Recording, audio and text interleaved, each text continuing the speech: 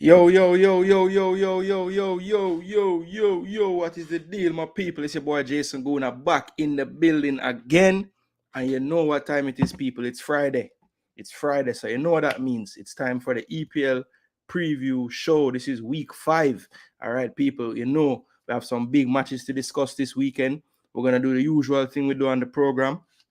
Those who check in weekly definitely have the slots for you prepared, have the games written down. We're going to get the predictions in, and we're definitely going to let you guys know how you did on the review show at the end of the weekend. All right, but for today, it's all about learning what's going on with the teams, the latest injury news from the Friday press conferences. So we're going to have a good handle on what to expect this weekend as far as who will be playing in the games. All right. And that will help us to make better predictions, at least some of us. You know what I'm saying? Last week, it was a bit weird, the standings, because there were some names at the top of the list that I don't normally see so high. But hey, like a broken clock, everybody is right every now and again. So this right here, people, in case you didn't know, this was the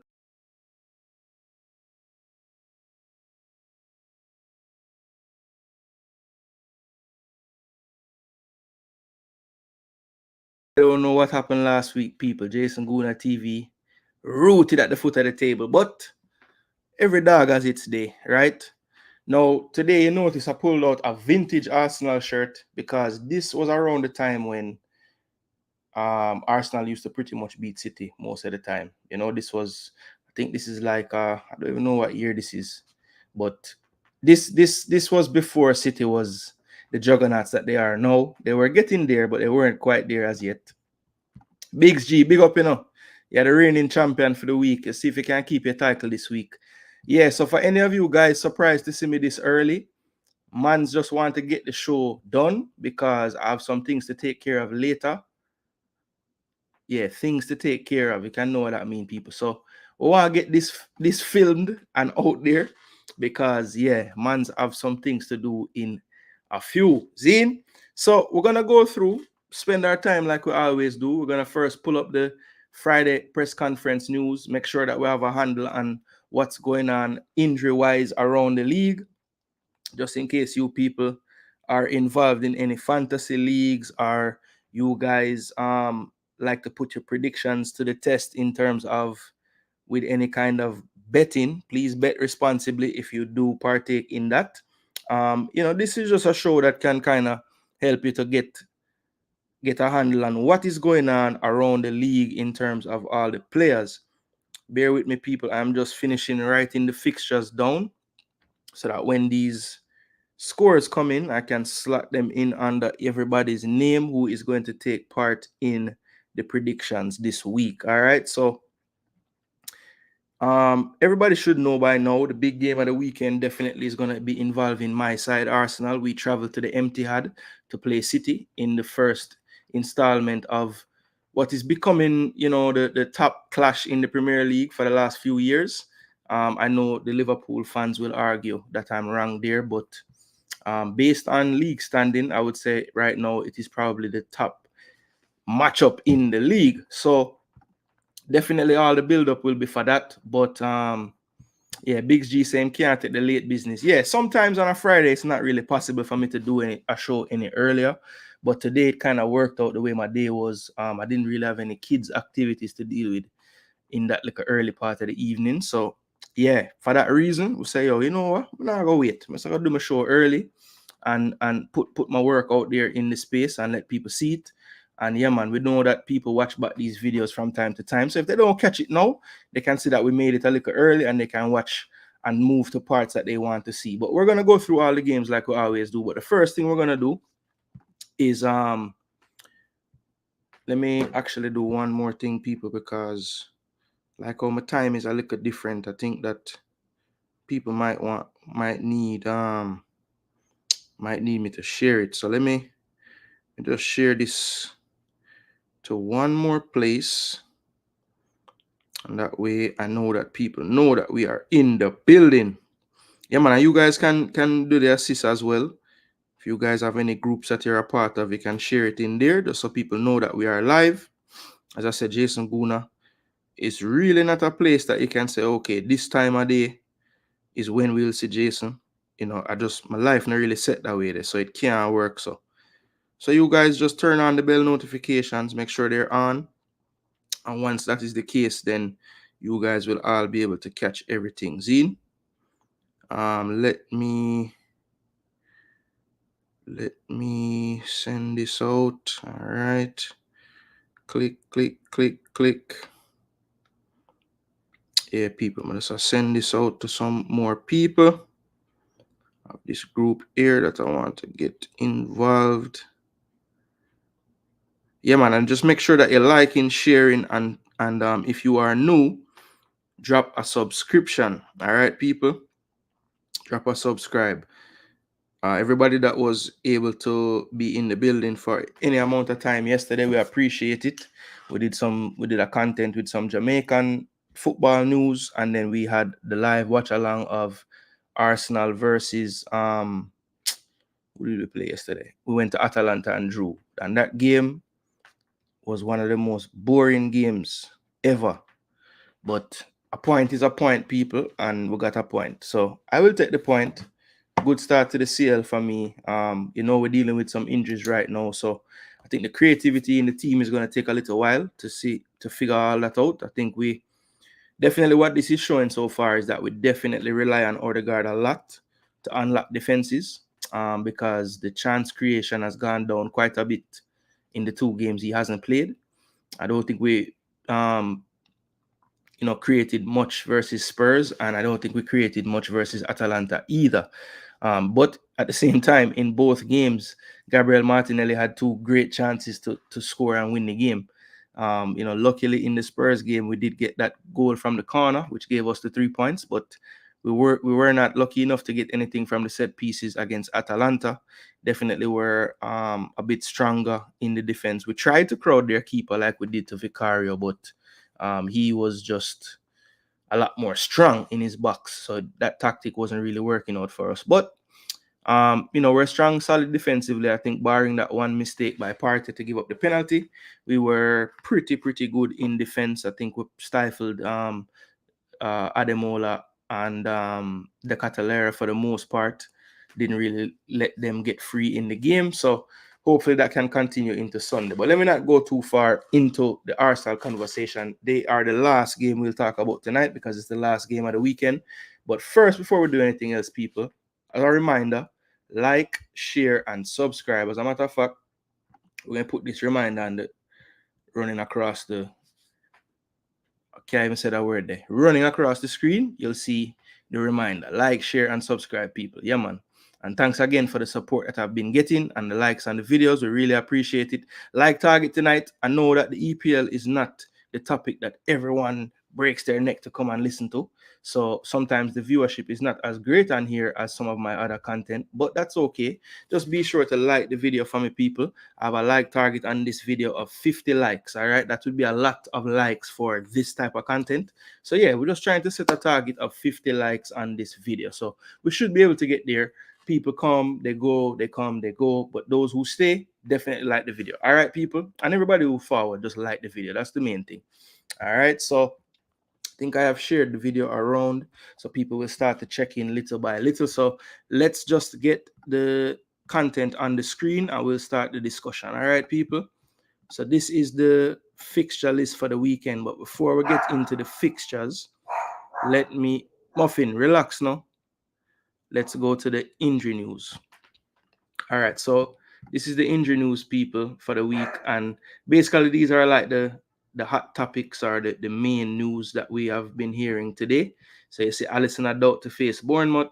Odegaard injury is significant, says Arteta. He was playing mind games last week saying, it's a potential. Once we do the scan, it might not be so bad. We got confirmation that it's bad, people. So he'll probably be gone for a few months. So we'll have to find a solution elsewhere. De Bruyne, a doubt for Arsenal. I think he'll be playing, people. Pep says he doesn't play mind games, but he does. I think De Bruyne will be fine. Højlund and Mount return to training, so hooray for the United fans. Fulkrug and Emerson to be assessed. So Fulkrug, didn't play last week after the international break, was not up to it. So let's see if he'll be back. Wissa, this is a big loss for a lot of FPL people and Brentford themselves. Wissa and Mbeumo proving to be a difficult tandem to face in the Premier League. They'll be out without one of them, as Wissa is ruled out for a couple of months, so a big blow. And Emery issues an update on Watkins. So let's just click on the Alisson one first and look at that.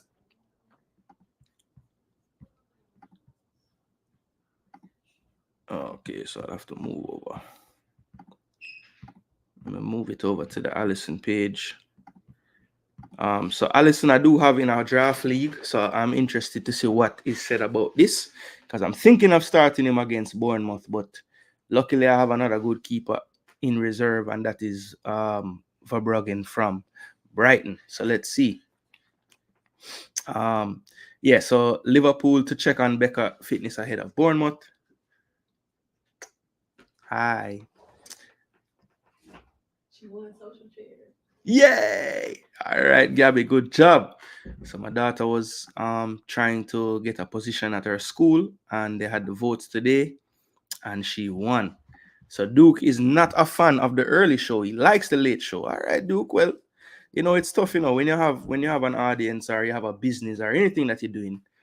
There's gonna be times when you don't please some and you please others. So that's what one say. Happy for the earlier show. One said the late show. Him say. So we'll see. We'll see if someone will break the tie. You know what I mean? Big up yourself, dancehall topic. Respect, bro.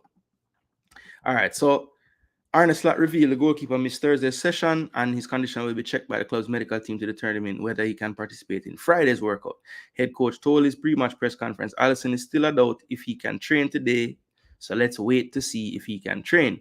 Then if he can't, then we'll probably not play as well. So we have to wait and see. Apart from Harvey, there are no other injuries.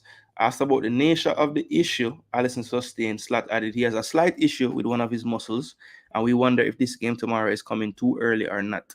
I think he did not take it from the Milan game. It happened a bit before, but after the Milan game, he felt more and more.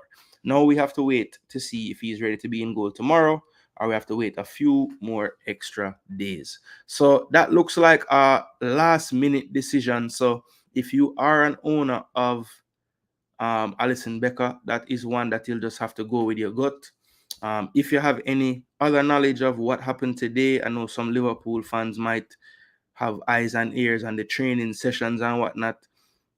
Does anyone know if he trained today? Because it looks like basically that was what Arne Slot is going to base it on, is if he got through and was able to train on Friday. So that's something that we'll have to check on. All right.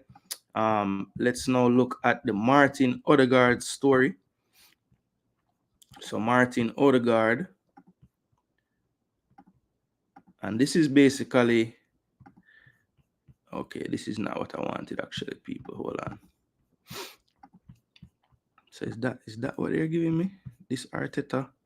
Okay, so basically, I won't bring it on the screen. It's just, this is from the Atalanta press conference, basically, and he was asked about Odegaard. So let me find that part and just read it to you.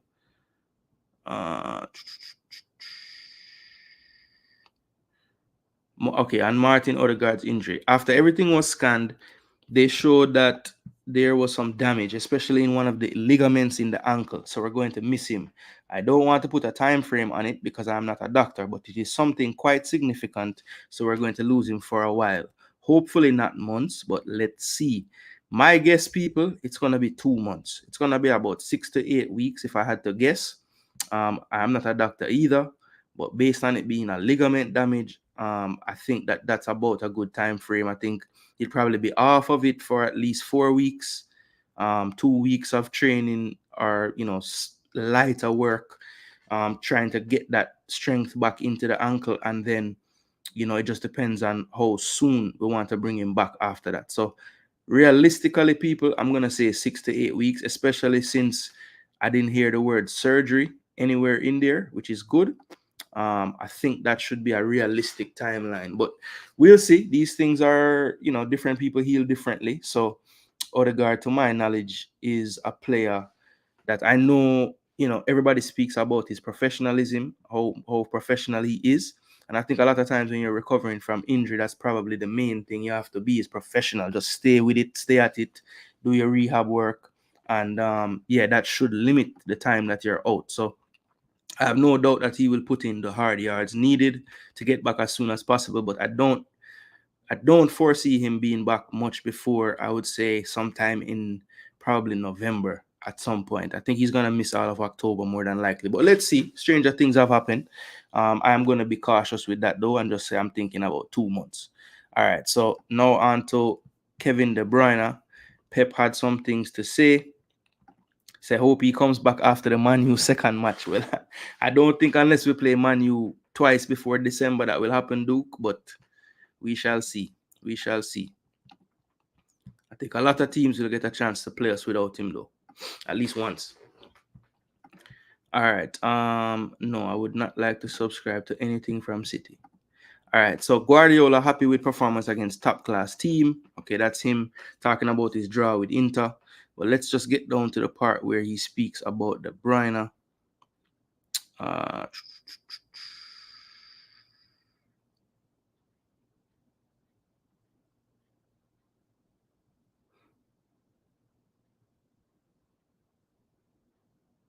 okay. Okay, here it is. The way they defend, I said after 35 minutes, I want to make this change. After what happened with Kevin and the doctors said he was not ready to play, but I wanted to make the change anyway. I don't know how Kevin is. I didn't speak with doctors yet. I will have more info tomorrow.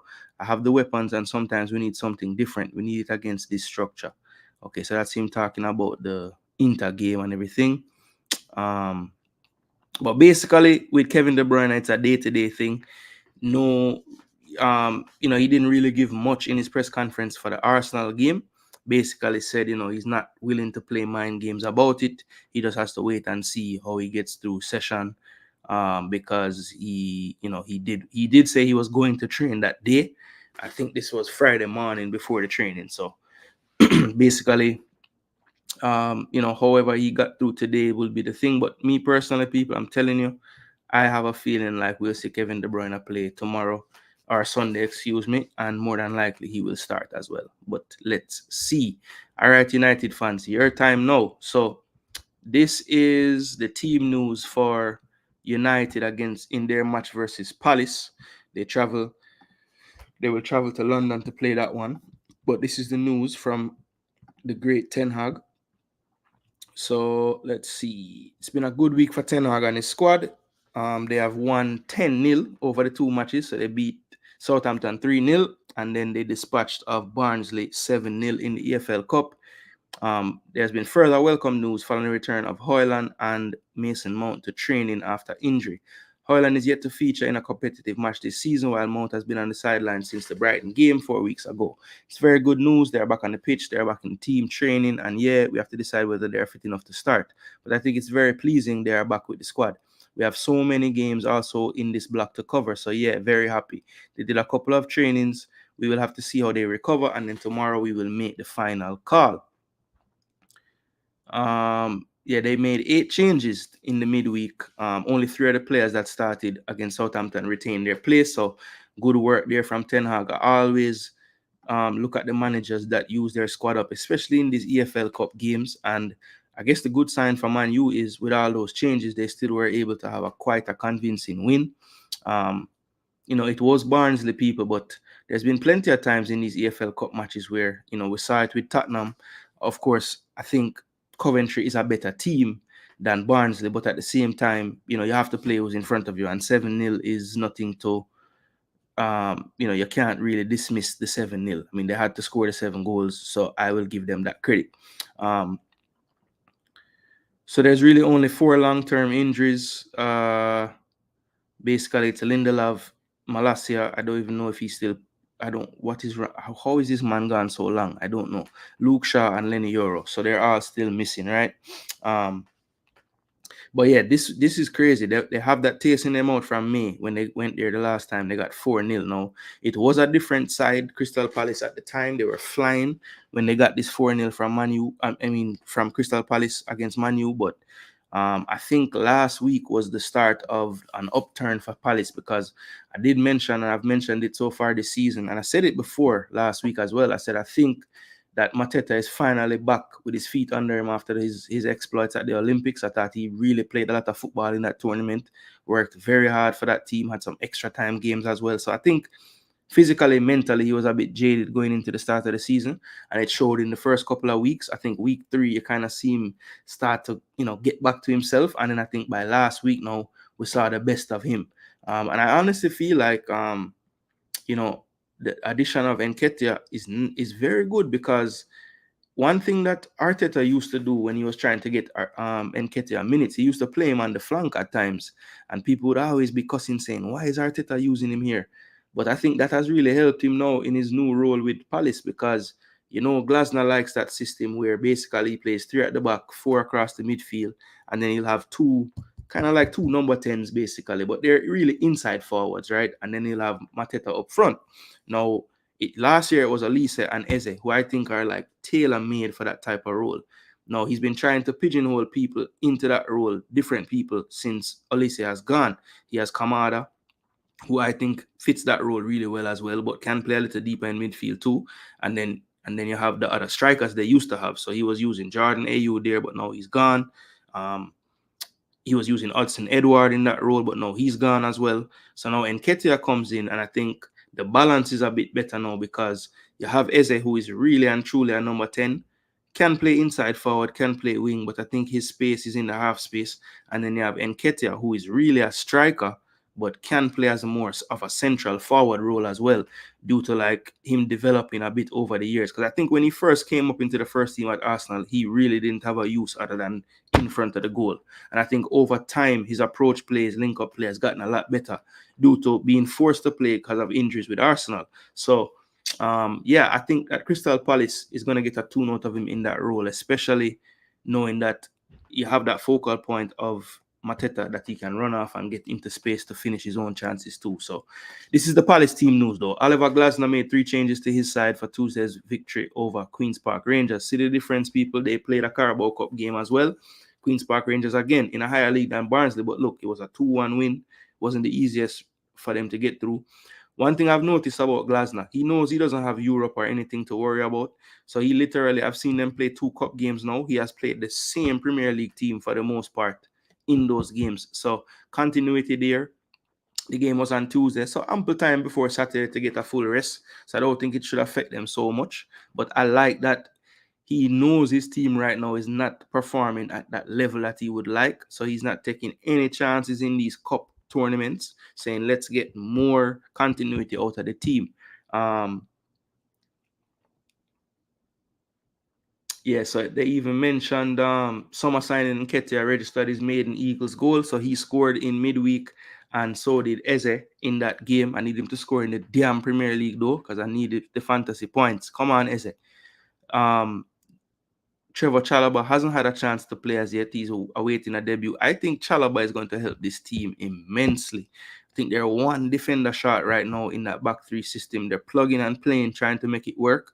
But I think that if Trevor Chalobah gets fit, and you can put him, Gahey, and Chris Richards on the back 3, that is an athletic, talented back 3 right there. That's going to be tough to break down, I think.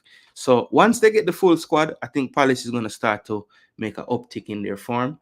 But it looks like the Corey has an issue, probably will still be out. And Adam Wharton is fully back though after being rested on Tuesday after playing last weekend. So they should be closer to full strength again. I think Chalobah needs to hurry up and get fit for them to really be complete on the back line. Right now, I think they've been going to Nathaniel Klein. They've been trying different people out there. But yeah, the Corey is out still. Riyadh out still, the new signing, who I think would help them as well. I haven't seen enough of him in the league, so I'm going to say Chalobah would be the first choice. But, Riyadh could come in and break that up. And Matthias Franca has not been able to play either. I think that's another attacking option they could use.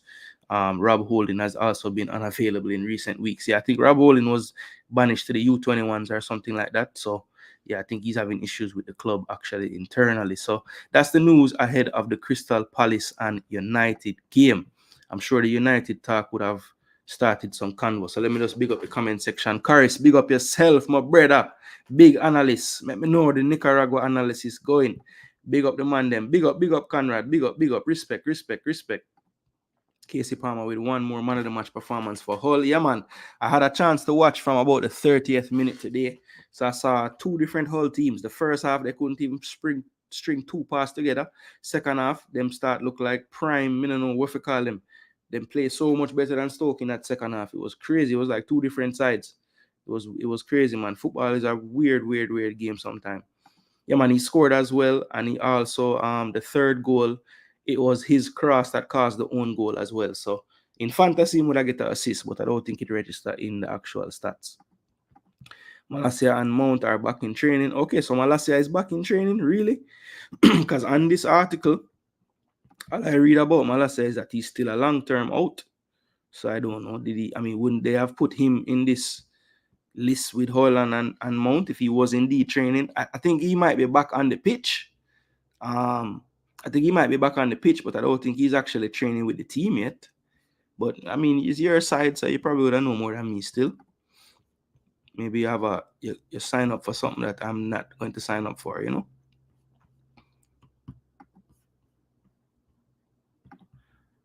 Big up, Dre. Trouble for who? I must Chelsea I talk about trouble. Will West Ham finally show up this year? We're going to see, them 12:30 game, they're never good enough. But let's see. All right, 12:30 in England, by the way. Morning for we. All right, so this is the team news ahead of the West Ham Chelsea game. So Dre, you're right on time. So this is what your opposition coach had to say. So this was 19. So this was actually yesterday. So you'll have to wait until closer to kickoff to gauge a clear idea of whether Emerson and Fulkrug will be involved in Saturday's lunchtime clash. Defender Emerson has withdrawn after a knock at Craven Cottage last weekend. Yeah, actually, Emerson did play 71 times for Chelsea. People forget that. But yeah, he was over there for a little while. Lopetegui refuses to rule him out, though. I think Lopetegui really likes the player. So if he has any chance of playing, I believe he will play. Say it wasn't a big knock, so it shouldn't be too bad. Say it's still Thursday, so 48 hours or so before the match, so there's still time. So yeah, another one that they're going to evaluate today and see where he is. But as I say, if he has a chance, I believe he will start at left back. So yeah, book him if you have him in fantasy. I think you're safe there. Fulkrug is another late minute assessment. He says he's trying to recover all the players. So yeah, so he came back from international duty with some soreness in the Achilles area and the calf muscle. So they wanted to leave him out last week just to make sure they don't cause any further damage to it. And he said it's a little different from Emerson, who was just a kind of smaller knock, but Fulkrug had some things that could turn into something worse. So they're really monitoring it just to make sure they don't want to push it. And I think a part of that is at left back, I don't believe that they have the coverage that they want. But at striker, big bad Mikel Antonio is there. So they might take their time a bit more, knowing that they have Antonio, who has been starting anyway, to play. So kind of, it just goes to show sometimes in a squad makeup, it can actually, kind of steer how long you keep people out of the team. Because if you have adequate replacements, you're not going to rush, right? So that's the thing. Big G said Dixon with a goal and assist for Charlton U21. Yeah, man, I got the news early from morning because I think that game was played from like 7 o'clock this morning at 12 o'clock in England game. So, 6 o'clock in Jamaica. So, yeah, man, I got that news bright and early when I wake up. I saw people sending it in various chats and stuff and putting it on their YouTube and everything. So, big up to Dixon and getting his first goal and assist for Charlton. Yes, it was in the Professional Development League, which is slightly different from the PL2, but it basically is an under-21 competition. It's basically all the clubs that aren't in the Premier League.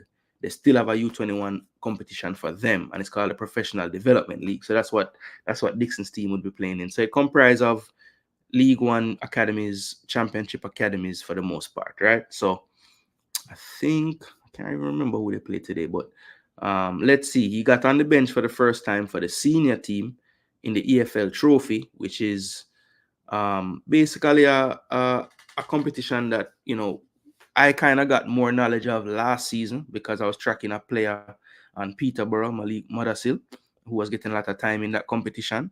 And he actually went all the way to the final and won that competition last season. So I know that basically what it is League One and League Two teams basically would send their first team to the competition, and they're playing against like Premier League and Championship U21 teams, right? So the lower league teams will just send their first team. Of course, it might be comprised of some younger players as well.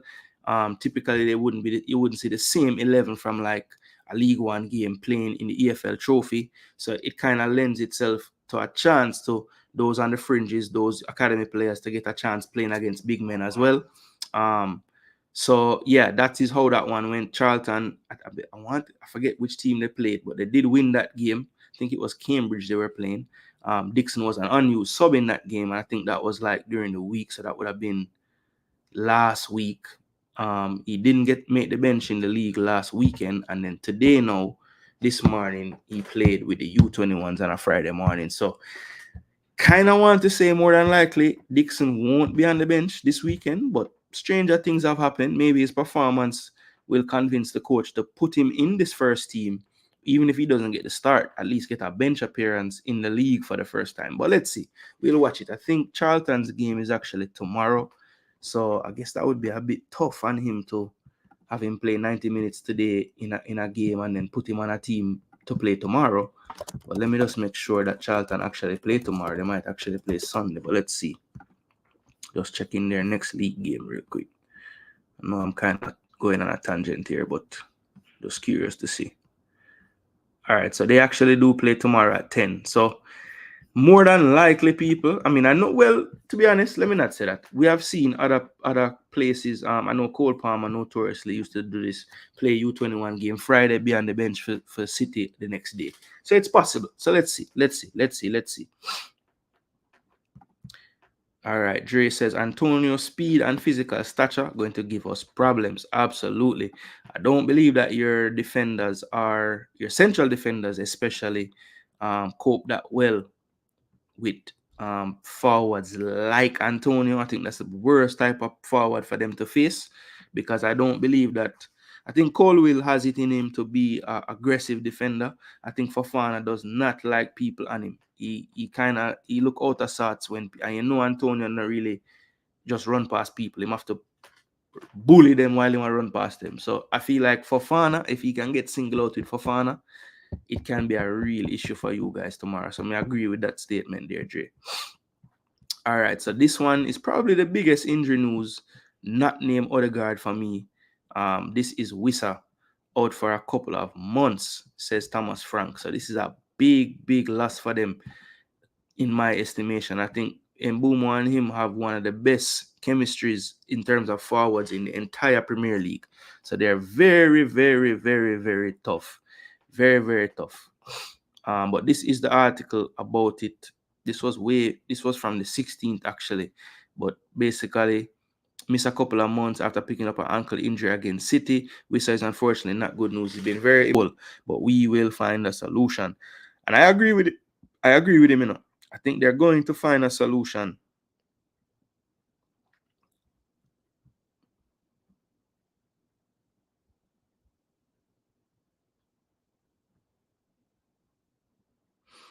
I never read this article, What it say about Pinnock?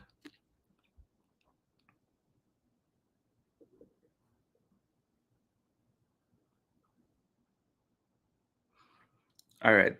This paragraph right here. Perhaps the most eye-catching stat from the game related to Brentford's passing numbers.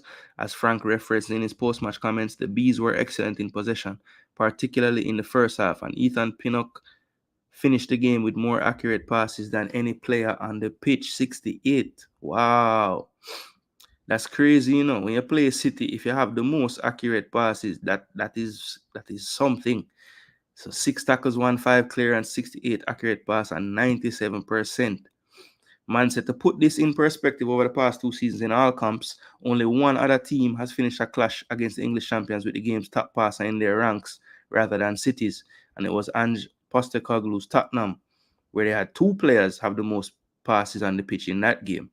So yeah, it's something that rarely happens against City, where the player with the most accurate passes is not named Rodri or De Bruyne or whoever.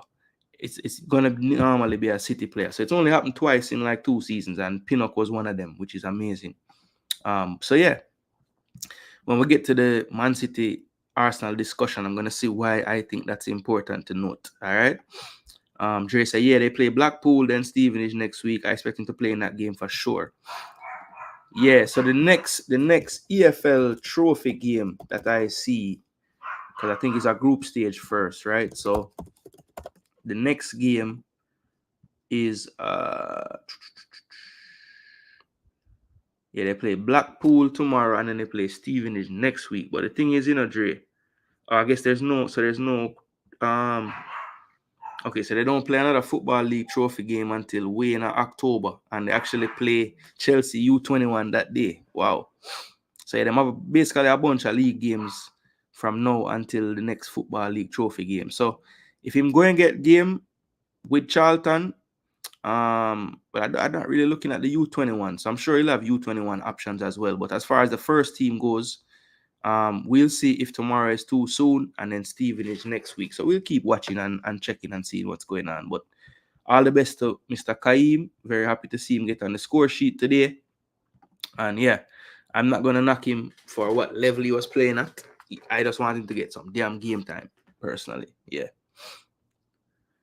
And then this Emery issues update on Watkins, that's really just about him getting back to full fitness and everything. So nothing really to write home about there. Now, is there anything else that I may have missed on the injury front? You guys let me know in the comment section now. But other than that, people, it is time. It is time to get into the fixtures. All right. So let me get the fixtures on the screen, and we're gonna go through them one by one, make our predictions, and try to see who have the most sense this week. All right. Yeah, man. Big up everybody in the building. Like, share, and subscribe. Don't forget that part there. Yeah, man.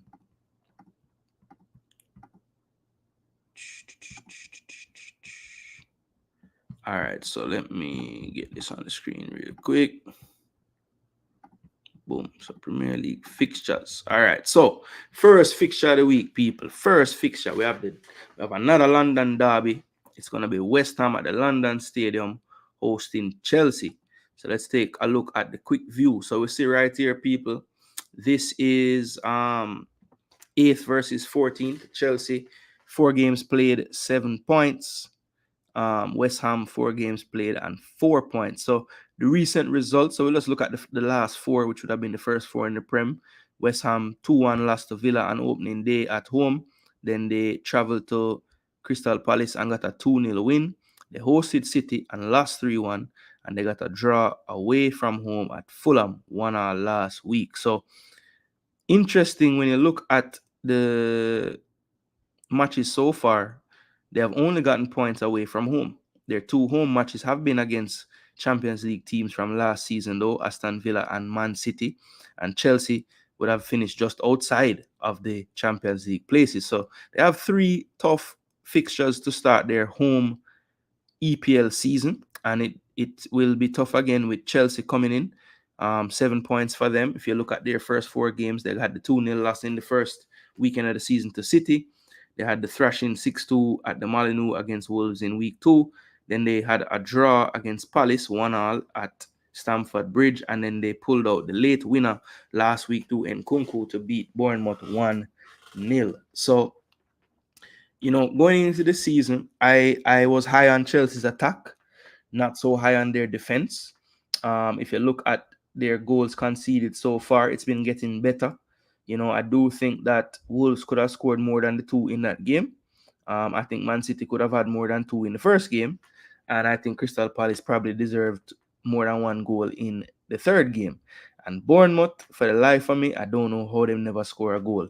Robert Sanchez probably had his best game ever in a Chelsea shirt and had a big part to play in them keeping a clean sheet.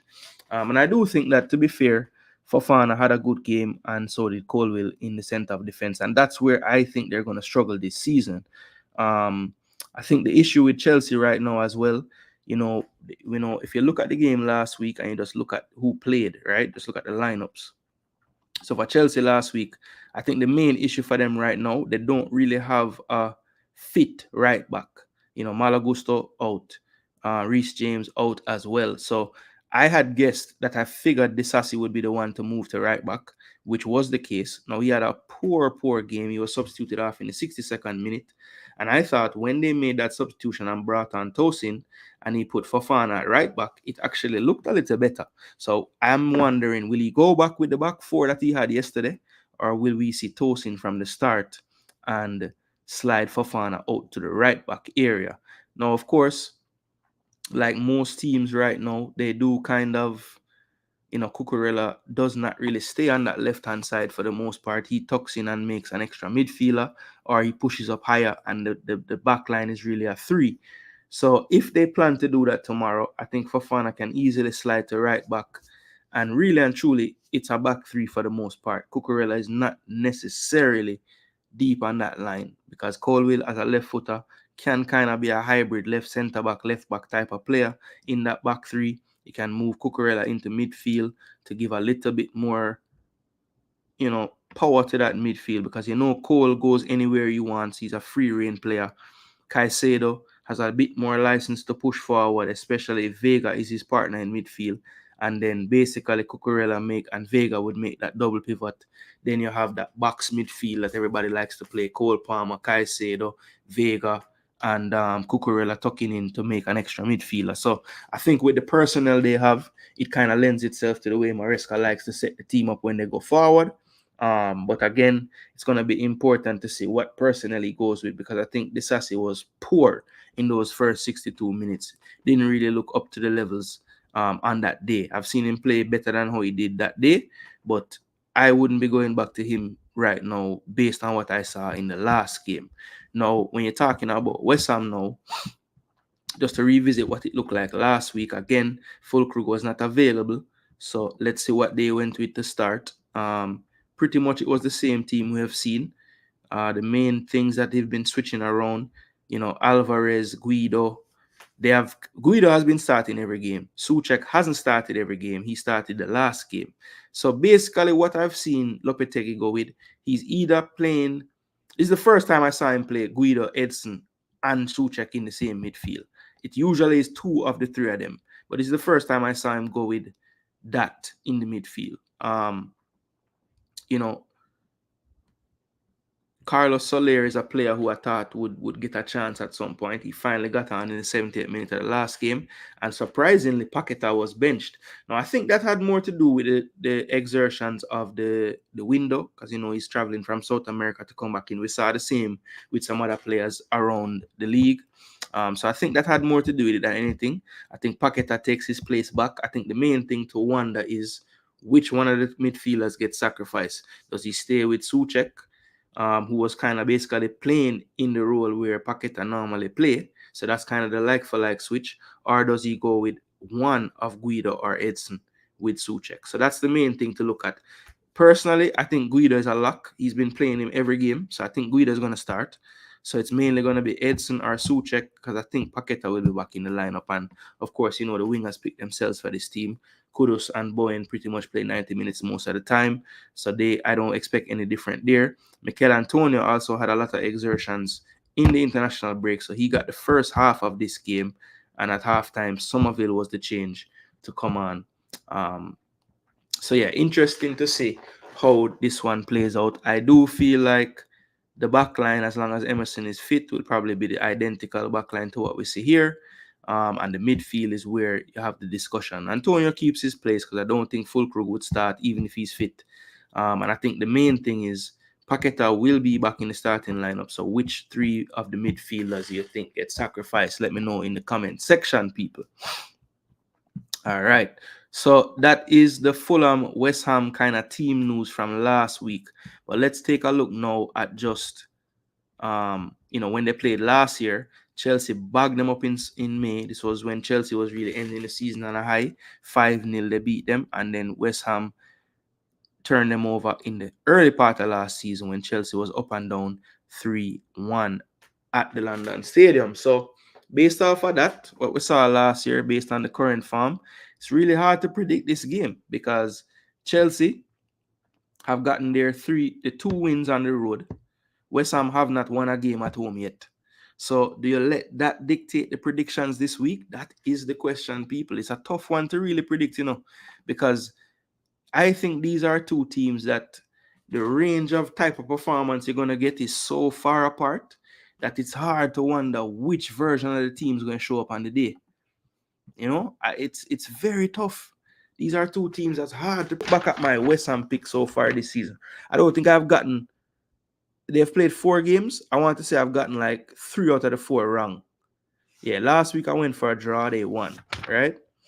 The week before that, West Ham, where are you? Okay, so that's the one I got right. When they played City, I went with City and actually got the score correct perfectly, 3-1, right? Then week 2, West Ham, I said they would beat Palace 2-0. No, I said the West Ham Palace game would end 2-1 West Ham. So I got that right. They won the game, but it was 2-0, right? So I got 2 out of the 4.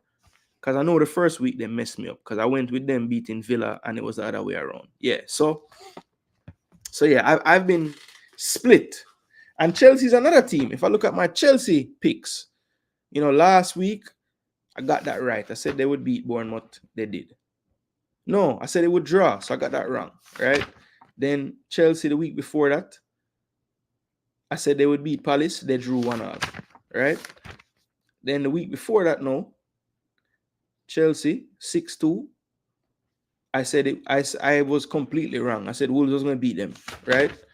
And then Chelsea, first game of the season, I said it would draw, and of course Man City won. So I have one prediction right for both of these teams so far. So this is a tough one, people. Hot Chili arrived. I'm sure I'm going to take part in this. Put film name down. I know Duke I got there. Somebody find Demo. Demo must have play cricket today. So Hot Chili there, Duke there. I don't know if Dre got there for the time or if he want to play, but if him drop comments, me will add them. All right, so let's get right to it, people. The first game of the morning, Chelsea traveling to the London Stadium to face West Ham, people. So I don't want to get swayed by anything in the comment section. So let me take this off the screen. I'm going to think about this. Let's take a look at Chelsea's lineup last time, because this to me is important, right? Did Chelsea have a game in the midweek this week against anybody? I don't think so. I don't think they did, I'm checking. I don't think Europa start till next week.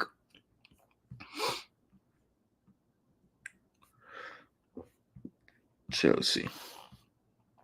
Yeah, so Chelsea's last game. Okay, so they had an EPL Cup game, but it was postponed. So I don't know. Postponed till next week. All right, so West Ham, Chelsea. So they haven't played since last week, so they're fully rested. I believe West Ham also wouldn't have played any games this week either. Let me just double check.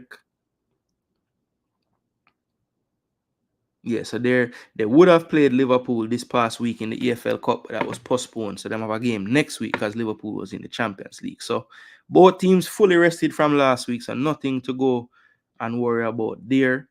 So yeah, for me, people, Chelsea, I don't know who the hell going to start. So last week it was Madueke, Neto, and Jackson, right? Does Nkunku warrant a start for coming on and scoring the goal? João Felix, does he start him? Does Sancho start after his cameo off the bench, playing really well?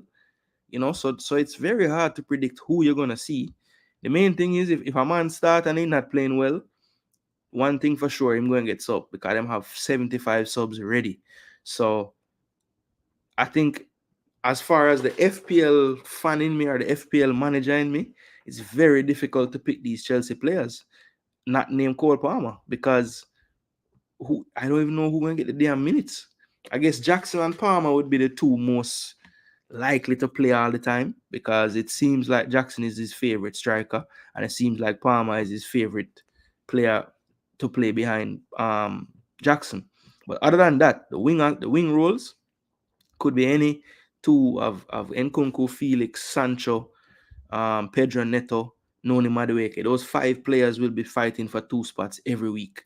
So it's just tough to pick, the 2 that you think will play the most. I think he's just gonna have to work with whoever have the form.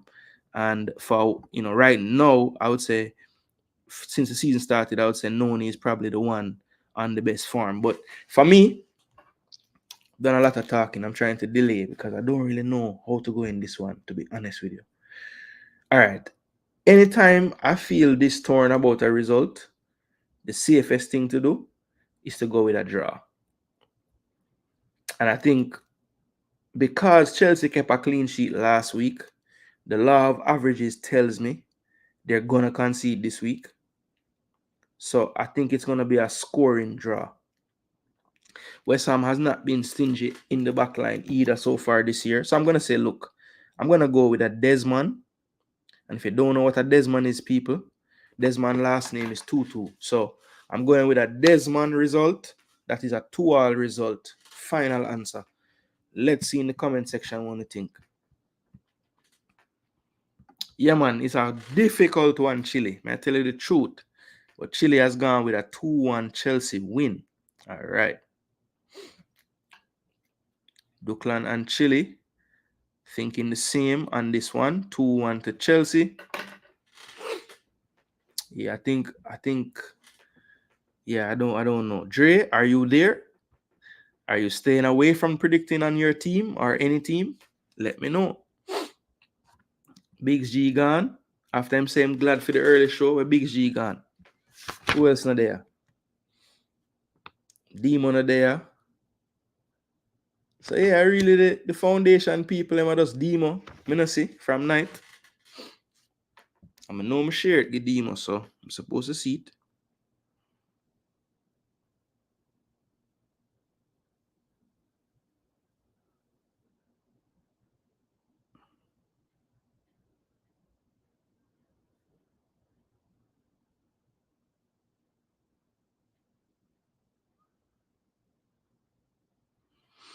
Yo, people are sending me pictures of food. What kind of wicked thing that?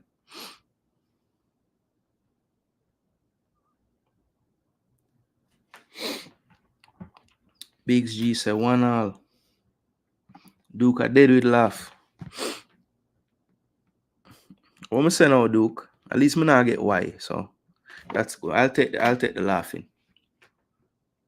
Oh, you're up on the road. All right. Big up, Demo. Well, me no want nothing reach up on the road, Demo. So you don't know you have my contact. Just link me one away with the predictions them here, so I can add you. All right, so that's pretty much it for the West Ham Chelsea game. I think it's a tough one to predict, people, but since I'm so torn on this result, I'm gonna stick with a scoring draw. I think that is the best way to go. Big up yourself, Mas. Mas, you were in the running last week, but we never get your last result. So basically, you wouldn't have won because I didn't know what your last result was.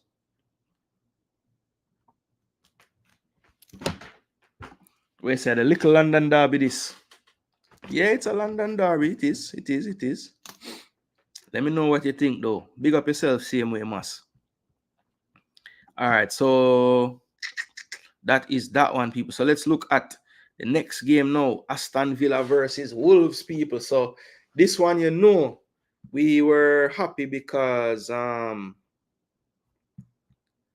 during the Champions League fixture during the midweek for Aston Villa, and congrats to them. They made their first appearance in the Champions League in I think ever in what's called the Champions League. I think they probably would have been in the European Cup at some point in their history, but I think they actually won it as well, if I'm not mistaken, in like 80 something. But anyway, this version of Champions League they've never been in, and they were in it for the first time, and they got a big result away from home against young boys out of Switzerland. So kudos to them.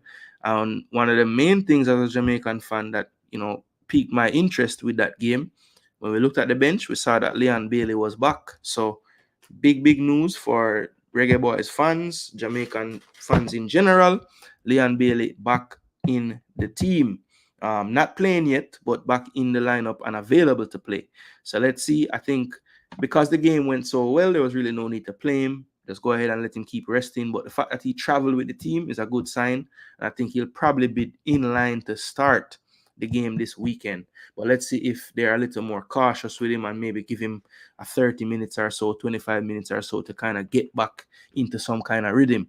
But on the other side of things, Wolves struggling right now from 4 games. They only have the 1 point.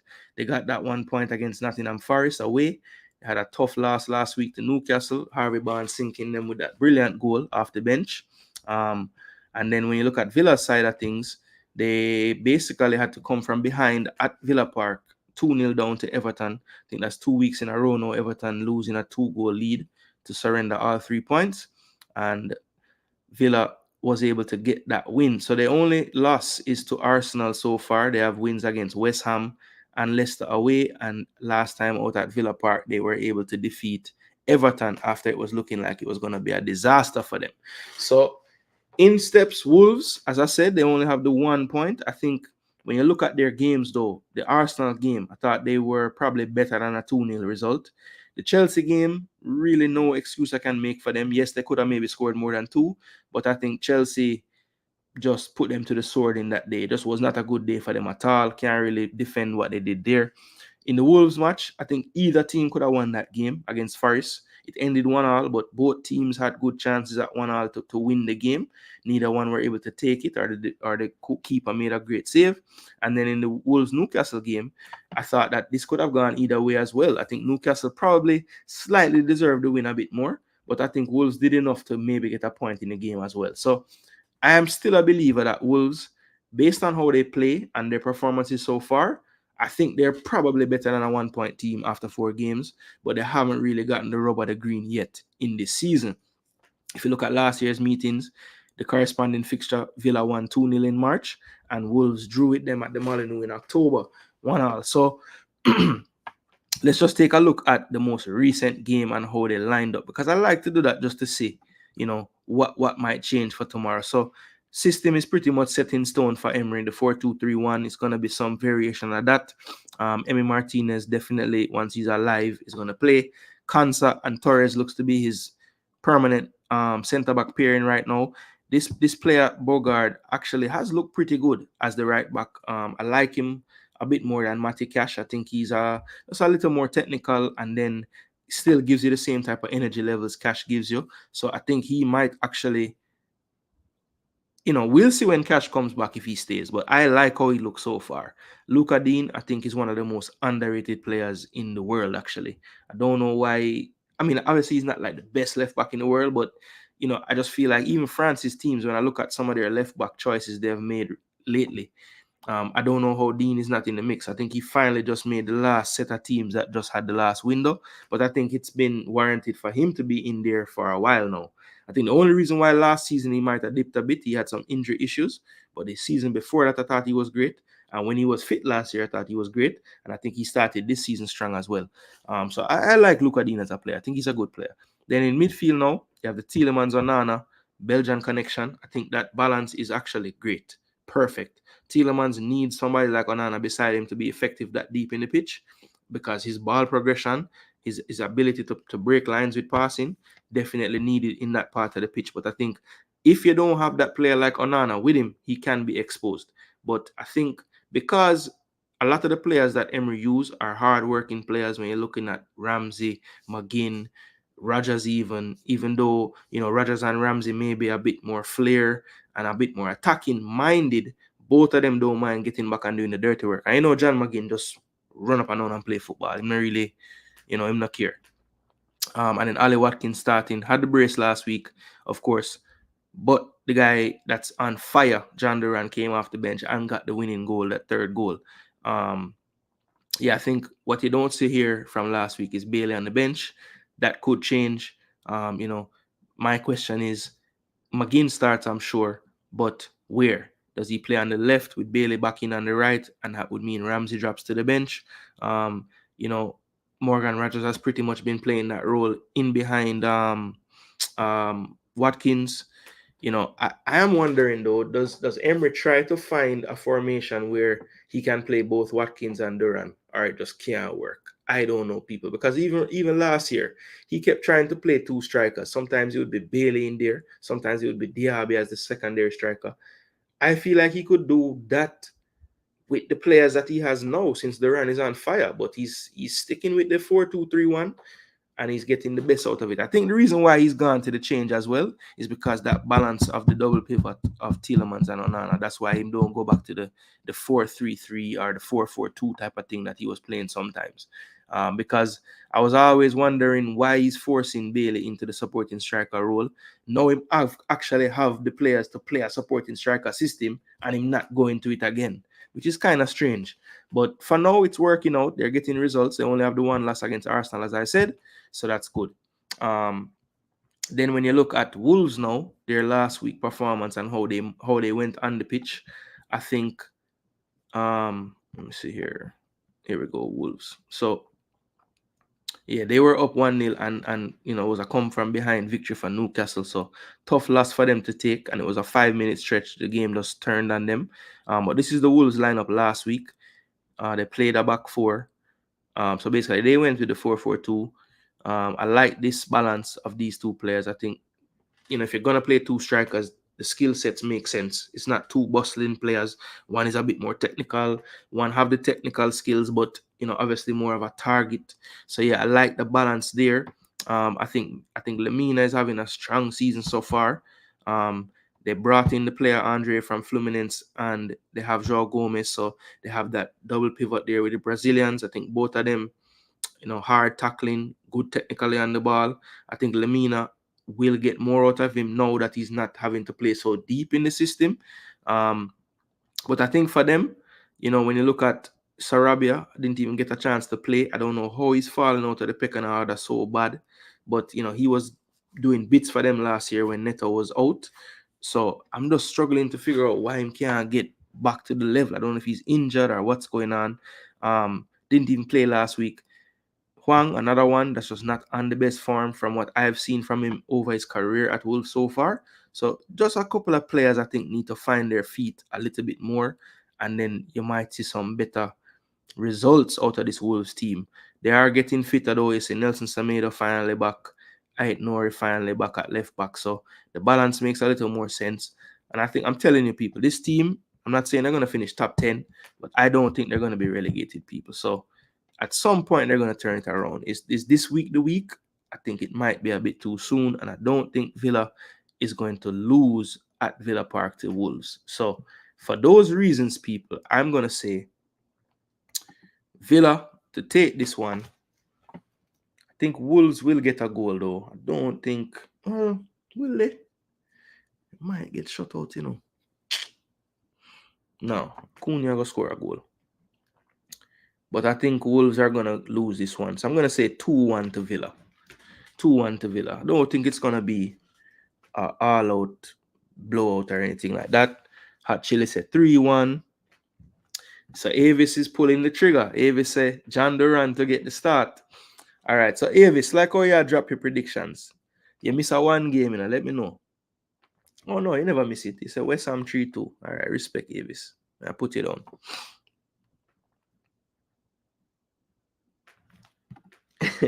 Duke starting the conspiracies. Leon Bailey just injured for the international window. Stop it, Duke. I said 2-all Amazon. Yeah, last week I could have missed it, but I never got the last game. It was the Wolves Newcastle game. I never wrote down nothing for that game for you. So yeah, if you had gotten that game right, you would have tied for the lead, but you wouldn't have won because actually you could have won, because the winner had one correct score and you actually had one out of your 9 games already. So if you got 2-1 Newcastle in the last game, then you would have actually won last week. So my bad if I just missed it, but I could have swear.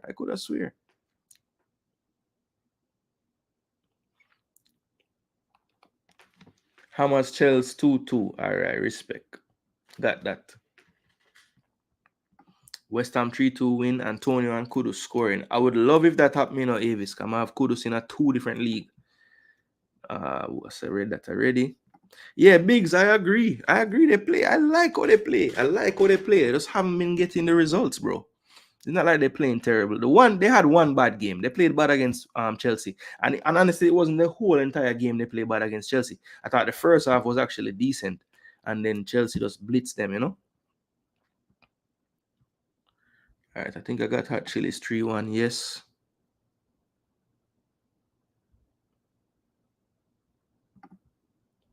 John Duran over Watkins. Wow. Wolves have a solid midfield. I agree. I like their midfield a lot. Villa 2-0. So Avis is going for the 2-2 in the Villa Wolves game. All right. Like it. Biggs G said 3-2 Villa. I said 2-1. And Duke said 2-0 Villa. And Dima will let me know his later. Wow. So, yo. Biggs G.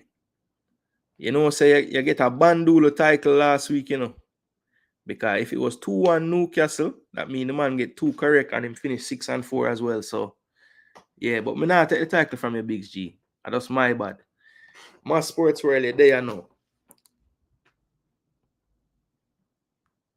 Okay. They said that injury healed fast. But it wasn't a crazy injury, you know. It was just one that he needed to rest. So if the injury happened right before the window, then so it go. But he didn't play the game after the break, so and I like you can't really, you know. Cause I know that people that wait for, you know. Any other man did play last week, you see? Why people would have cuss. My gosh. All right, let me see how we are up on time. All right, good. We're about an hour in, so we're not too bad. All right, so Fulham versus Newcastle now. Yeah, the man say, yo, look on the tape, brother. Look on the tape. But yeah, I'm gonna love it still. I'm not gonna change the standings. That's how it go.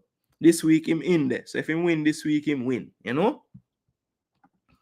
But all me see from us so far is the 2-all Chelsea and Hammers.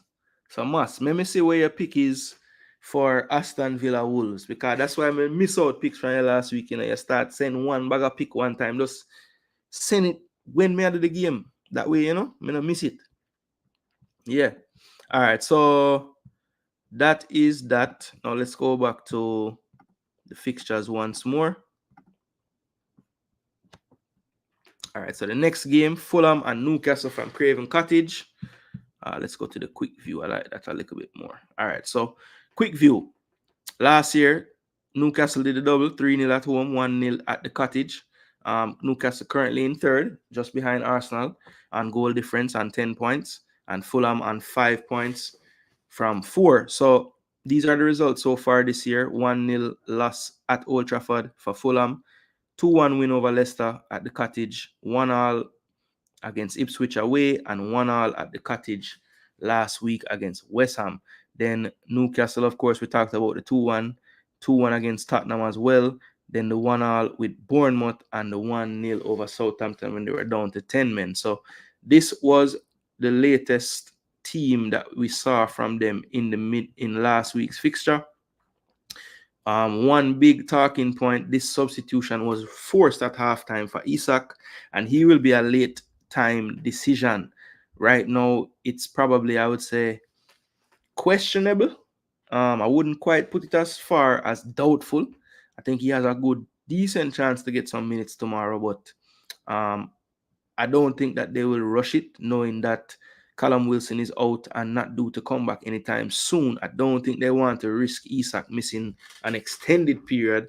So I think if Isak does play, it will probably be in a cameo role. I think Gordon will probably play through the middle, and that would open up the space for Harvey Barnes to get the start. So that's what I predict to happen in the forward line. I think Sandro Tonali is also back to full fitness now. He got a full 45 minutes last week. Potentially, he could enter the midfield from the start. But let's see how that plays out. I think Bruno is the one that pretty much definitely will start.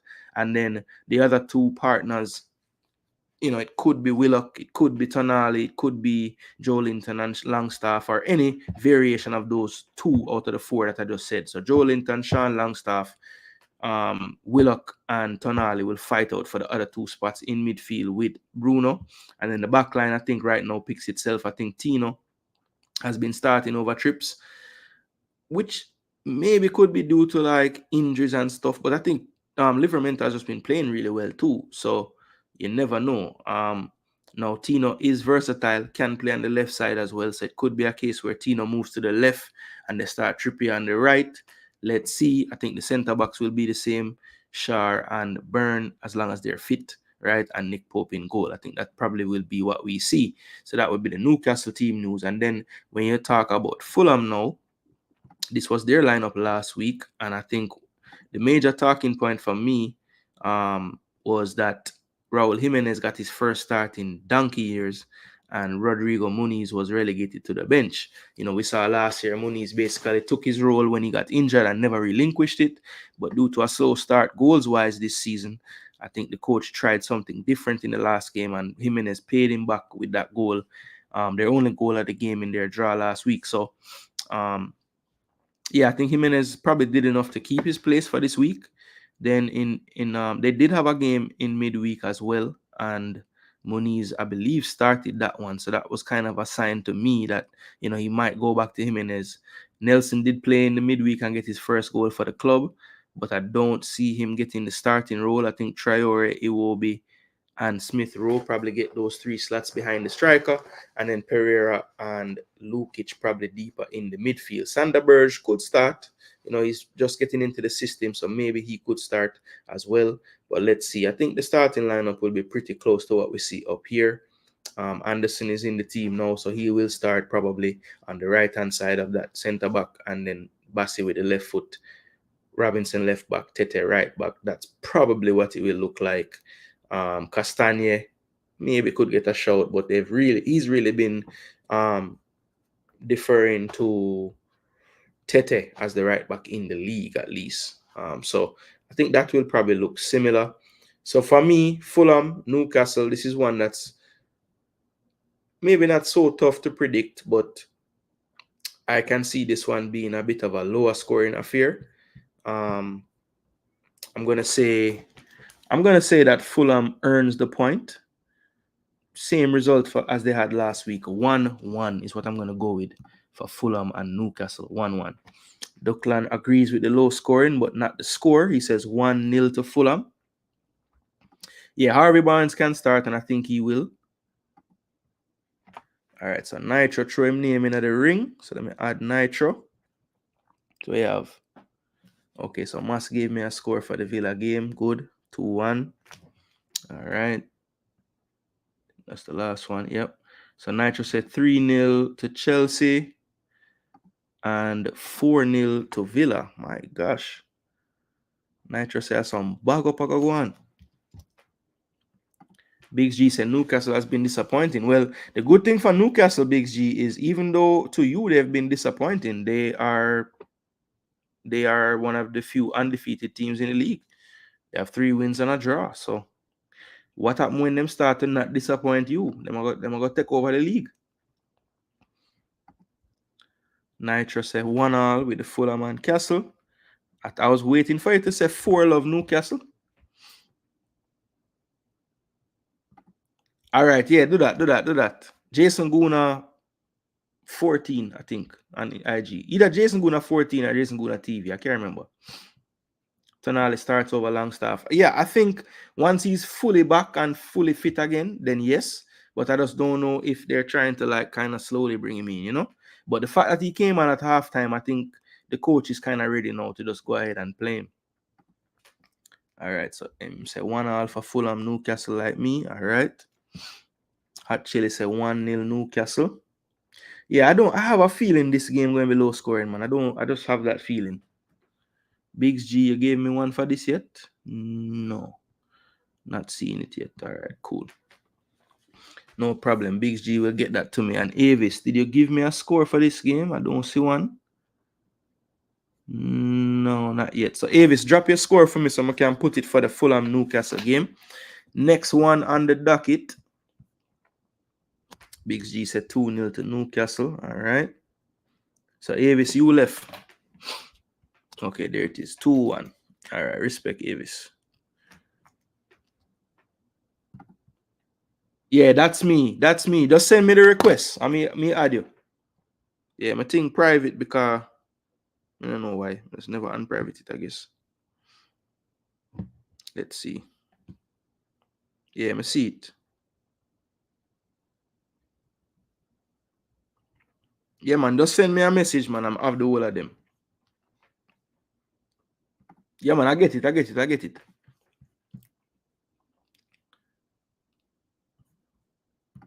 Respect, mass. Respect. Yeah, man, I pride myself upon that, brother. Anybody can come talk about the game then, but hopefully when you hear me talk and you realize, say, yo, I'm actually pre the thing a different way, you know? All right, so Leicester versus Everton. That's the next fixture. And these two teams really struggling. Leicester 2 points from 4. Everton, my pick to finish in the relegation zone, or one of my picks to finish in the relegation zone. I have them, they're pretty much where I thought they would be right now. 4 played and 0 points, minus 9 goal difference. So they are the cellar dwellers currently. They last played in 2022-23 season. Leicester won one of those games and drew the other one. And last week, Leicester had a 2-2 draw away to Crystal Palace. A good result for them, really. And then Villa, had to come from behind win against Everton. So let's just do what we've been doing. Look at the lineup of Everton last week just to compare and see if we see any changes to take place. Pickford Young. So Mikalenko did have to leave the game in the 26th minute. And surprisingly, James Garner came on and played left back. But yeah, that's what they ended up doing. Don't know if Mikalenko is still out for this week, but I think they'll probably need him if they want to have their best capable defense out there. I really do not rate Michael Keane. I think he's one of the worst players, I swear. But he's always playing. I think they're really, really, really missing Jared Branthwaite. He's been injured since the start of the season. But yeah, he will definitely add some much needed stability to the back line when he comes back fit. Tarkowski is doing his thing as usual.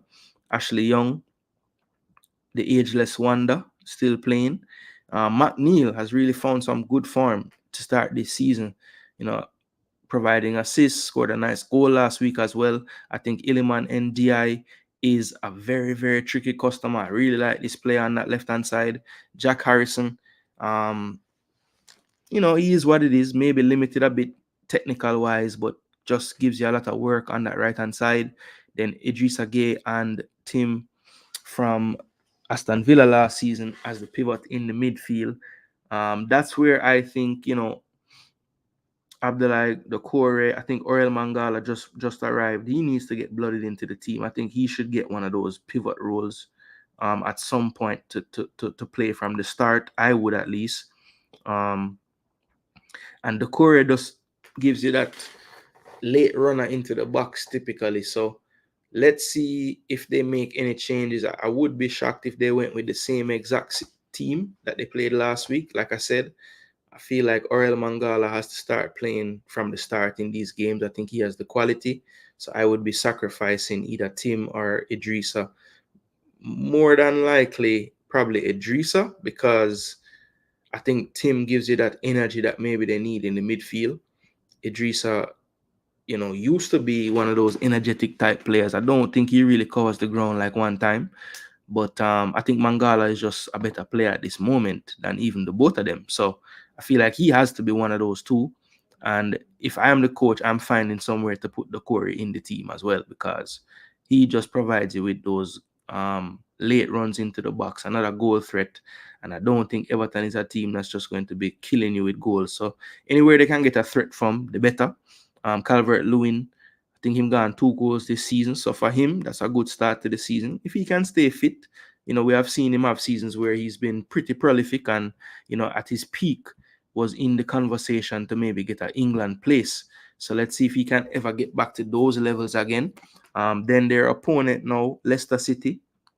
And this is last week. Their fixture, we have our reggae boy, Bobby Reed in this team, but I think Bobby Reid, I really don't like what Leicester has done to the man. They brought him in, and week 1 he was starting. I know they had Mavididi injured in the first week, so I figured maybe he's holding on Mavididi spot. They brought in Fatau this summer as another winger. So those were the only 2 wingers they really brought in. Then fast forward 2 weeks later, they bring Bonanata on loan from Brighton. They also went and brought in Jordan Ayew from Palace. So it's like they literally just bringing in players and taking away the man game. So Bobby Reid was an unused sub last week. I put some of that down to the traveling, but some of that is just down to Leicester just bought more players in his position now to take the man off the field. Like, it's crazy. The man them just basically buy some more player and now push him further down the pecking order. So I'm beginning to worry about the game time that Bobby going to get in this damn season, because there's a lot of people there, man. Buonanotte, Fatau, Mavididi. El Canus is more of a midfielder in the middle part, but he could play a wide role. Then you have Jordan Ayew. I said Mavididi already. Fatau. So it's like 4 or 5 players competing for the 2 spots. And, before it was like 3 competing for the 2. So I figured Bobby would get his chances. But I just don't like the fact, unless Bobby going to play a different role than just left or right at the midfield, he's going to struggle to get a lot of minutes in this damn team. And I don't like that. I was happy when he went to Leicester because I figured he would get more than he was getting at Fulham. But now turn around and Steve Cooper has added all these pieces. So I don't even see where the hell the man going to play. So that's a bit on the Reggae Boys side of thinking. I don't love that, because one of the main things I noticed with this new coach we have, I think the system he's playing requires a lot more running. So we need our players to have match fitness to be able to cope. So yeah, I am hoping that Bobby just force his way into this damn team somehow. But I just don't like the looks of things because they brought in so many damn players in his position. So yeah, it's going to be tough. It's going to be tough. But for me, I think Leicester finally gets their first 3 points in the Premier League in this game. I'm going to go with them for the win. I think Everton does find a goal. I believe McNeil has something to do with something that they do, whether it's a corner setup, he might even score it. But for me, I think that Leicester wins this game, and I'm going to say they win it 2-1. I think Everton is going to keep losing games by 1 goal. I mean, I know they have the 4-0 under their belt and the 3-0, but, see, they're getting closer and closer to maybe winning a game. This is another heartbreaker for them. I wouldn't even be surprised if them take the lead, and then Leicester find it in the first and second half and win the game 2-1. So I'm going to say 2-1 to Leicester City in this one. See?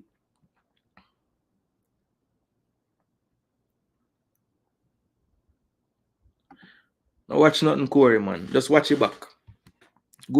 Some good things you missed so far, but you can always watch it back.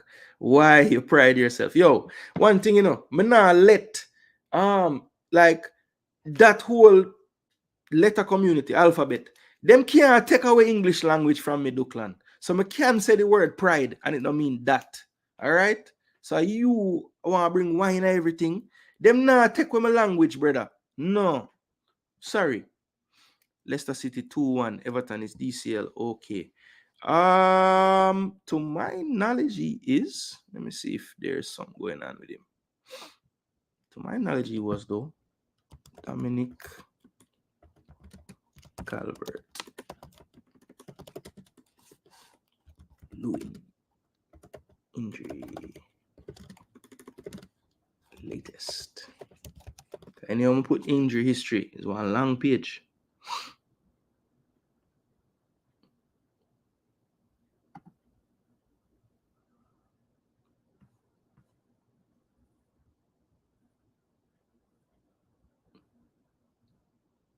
Oh yeah, so no problems with him. He passed fit on the 21st or 20th. Mainly he had an illness. You know what I'm saying? He was back on the grass from the 19th, and they're hopeful that his illness is gone. So it was nothing too crazy for Calvert. Nothing too crazy. Leicester City 2-1 as well. So my sports world said 2-1. The core starts for me. Everton missing his goals. Agree, Avis. Agree. Need his his burst through the middle. Think that's something that they're missing. So Corey MPA just arrived and dropping a 2-1 Foxes as well. So we missed 3 games, Corey. West Ham, Chelsea, Villa, Wolves, and Fulham, Newcastle. So let me know those and we'll add you. Leicester City 2, Everton 2, says Nitro. I was close to going with a draw, but Everton now getting a damn point. Big up yourself, Sherman. 1 done from Clarendon. So here comes Mas again, dropping all of his scores one time. My gosh, man. Yeah, he's definitely playing number 10. I remember a friend of mine last week, Avis, sent me a text and say, yo, this just don't look right. When Leicester did play? Palace? Him say, yeah. Me say, Eddie Nketiah in our number 10 role and Wilfred Ndidi in our number 10 role. This stinks. And then I think the 2 of them had assists in the game. I think Ndidi had 2. Everton 2-all. All right. So 2-all is a popular score and 2-1 so far.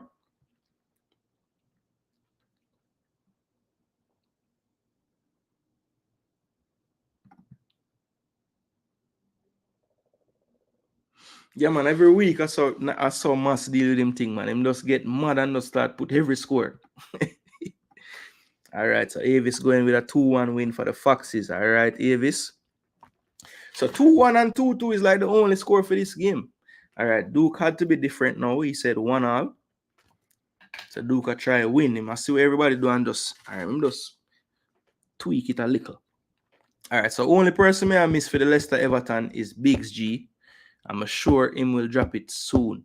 So Massa give me, all right, Mass, for years, I'm just gonna look in at Instagram because yeah, me can't go back to and just find all them squares. So me'll make sure I sort out your thing. I'm sure you drop everything since that.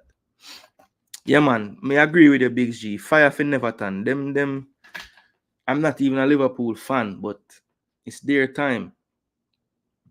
Yeah, man, big up yourself, Mass.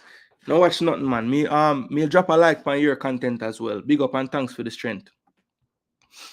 All right, so that is that fixture there. So let's go back to the list now and the next game. All right. So Liverpool, after their 1-0 defeat at Anfield, first time in 55 years for us getting a result there.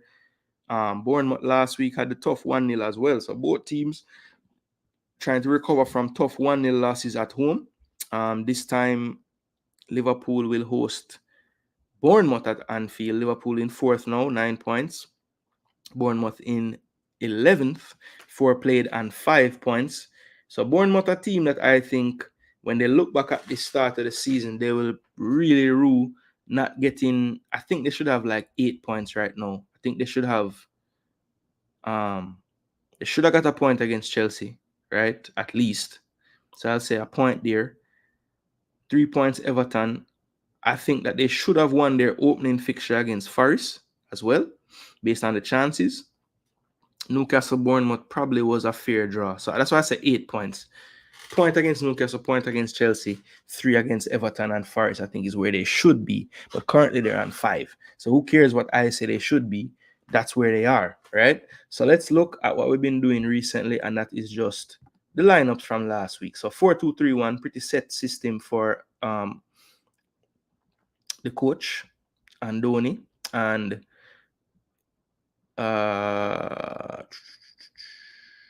why is Travers playing? Oh yeah, Travers had to play last week because Kepa can't keep against Chelsea, so he'll be back in goal more than likely next week. Kepa Arrizabalaga, probably I think that will be his debut actually after his move, and then you have Kirkes. Really like this left back. Adam Smith at right back, keeping out Max Aarons, Julian Araujo, everybody on the bench. I don't even see Max Aarons again, so maybe him gone. Then you have Senesi and Zabarni, the 2 center backs. Decent pairing, I think, for this level of a team. I think they found some good players for what they can afford, And then midfield, Lewis Cook, always a mainstay in that midfield. Ryan Christie plays deeper in the system now. I don't know if he really suit that role, to be honest. But I think, they have a lot of attacking midfield players. They really don't have that many defensive midfield players, because when you look at the options, I think Billing, even though he's big and tall, he's really more of an attacking player. Alex Scott, definitely like a number 10 type player, inside forward, more of a cam. I guess he could play number 8 too, but you don't really want him in a double pivot type of role. So yeah, it's just like they don't really have the options there. So they kind of just stick with the Cook and Christie double pivot. Then I think these are like one of the more dangerous threes behind the striker in the league, actually. Obviously not up to the level of the Champions League type of teams, but of the rest, I think they're one of the better setups, right? Good balance, good difference in all three players. They bring different skill sets. Clivert, more of a roaming player, really technical player. Tavernier gives you the power, the skill as well. Very good delivery from wide. And then Semenyo is basically a striker playing on the wing. Just very, very direct player. Don't give him a chance to shoot with either foot because he can score. And Evan Nielsen, even though he missed the penalty last week, I still feel like he's playing good so far, acclimatizing well in the system, good focal point type of forward, but doesn't really just stand in one place either, can link up the play as well. So, yeah, I like the look of this Bournemouth team. I kind of liken this team to how I feel about Wolves in terms of them, like, so far, I don't think the points really warrant how they've been playing. I think Bournemouth has been playing some decent football to start the season. Maybe with them being more consistent throughout the 90 minutes is probably their issue right now. They do have spells in games where they let the team get back into it, or they're just not playing as well. And I think that will come in time. I think they have some changes to the team as well that need to bed in a bit better. But I like this team as well. I think they're a decent team. But this week will be tough, because if it's one thing I know about Liverpool, playing Liverpool after they've lost a game is always tough. And they lost a game at home in Anfield last week. So let's see. The big concern for them, will Becca start? But I think Liverpool fans will be okay if Kelleher plays. He has proven that when he steps in, he's a very, very reasonable deputy to have. So I don't think that should cause anybody to panic if Becca doesn't play. Only way you should panic is if you have him in your FPL, because you better have a good backup to replace him. Virgil van Dijk, Konate looks to be the first choice pairing right now. We saw Kwanzaa to start the season, but really haven't seen him back again. So it looks like Konate has kind of kept that role, and I think that's the right move. I do think the two best centre backs at this team are VVD and Konate, so I would agree with that there. Robertson and Trent play the wing fullback. Then Diaz, after all his travels, came back and started right away. I was a bit surprised by that, that he started both Alexis and Diaz, because they were both kind of, he was looking at it like late decisions, and they both played. I thought maybe we would see Gakpo start last week, but we didn't see that. He did come on though, and did his thing. But Darwin Núñez came on as well, who we hadn't seen in a few weeks before that. Curtis Jones made his appearance back again, which people were very thankful to see. Connor Bradley did get a run out as well. Interestingly, when Connor Bradley came on, he was playing well, really and truly. What the coach did, when he made these substitutions, he just put what's his name? He just put Bradley at right back, and he just moved Trent into midfield. That's basically what I saw him do. Yeah, so that was interesting there. But yeah, this week, you think Liverpool bounces back, people? I probably would have to lean that way, to be honest. I don't think they're gonna drop 2 games at Anfield altogether. That would just be shocking to me. But this is Arne Slot's version of the team. So does that change anything for anyone? I don't know. But before I even look at the comment section, I don't want to be swayed in any way. So let me just tell you, I think that Liverpool actually have a good performance this week. I think Bournemouth will huff and puff. I think Liverpool will keep them out though. And I will say that Liverpool gets back on track with a 2-0 victory this week in this fixture. Don't think Bournemouth gets on the score sheet this week. I think that they are going to keep a clean sheet this week. So Corey has caught up now, sending in his scores. So Villa 2-0 over the Hammers, Corey said. But Villa now play the Hammers. Oh, so Villa 2-0, Hammers 1-0. Okay, cool. I understand now. And Newcastle 1-0. All right, so I'm going to have you score them, Corey. Big up. Liverpool 3-0. All right. With a Chile or Nitro. I was going to go 3, but I didn't want to overdo it. Corey said 1-0 to Liverpool. Africans, big up yourself. Thanks for being here, my brother. Thanks for doing your show as well. I enjoyed it. Bournemouth have been outperforming the points they have. I agree. Not sure if Wolves have been that for me, but I'm biased in my negative outlook. Yeah, you're overdoing it, man. It's like this reverse psychology thing you play, and that way, if anything good happens, you're just so happy because you didn't expect it. I get it. I get it. I get it. Avis says Nunes starts for Jota. All right, interesting. Jota has been a bit off the boil to start the season, to be honest. I really thought he would kick on a bit better to start the year. But Jota is the type of player, he can have like a couple of weeks or 3 weeks or so, it's not going so good. And then out of the blue, you look back on the last 3 games, he has 4 goals, So will that happen at this week? I don't know. But I don't know if he, honestly, Avis, I feel like if he doesn't play Jota, I would more see him playing Gakpo in the game. I think he's trying to find a way to get Gakpo more game time. I don't know if Nunes is that high up on his priority list, to be honest, but I could be wrong still. Hot Chili says 2-0 to Pool.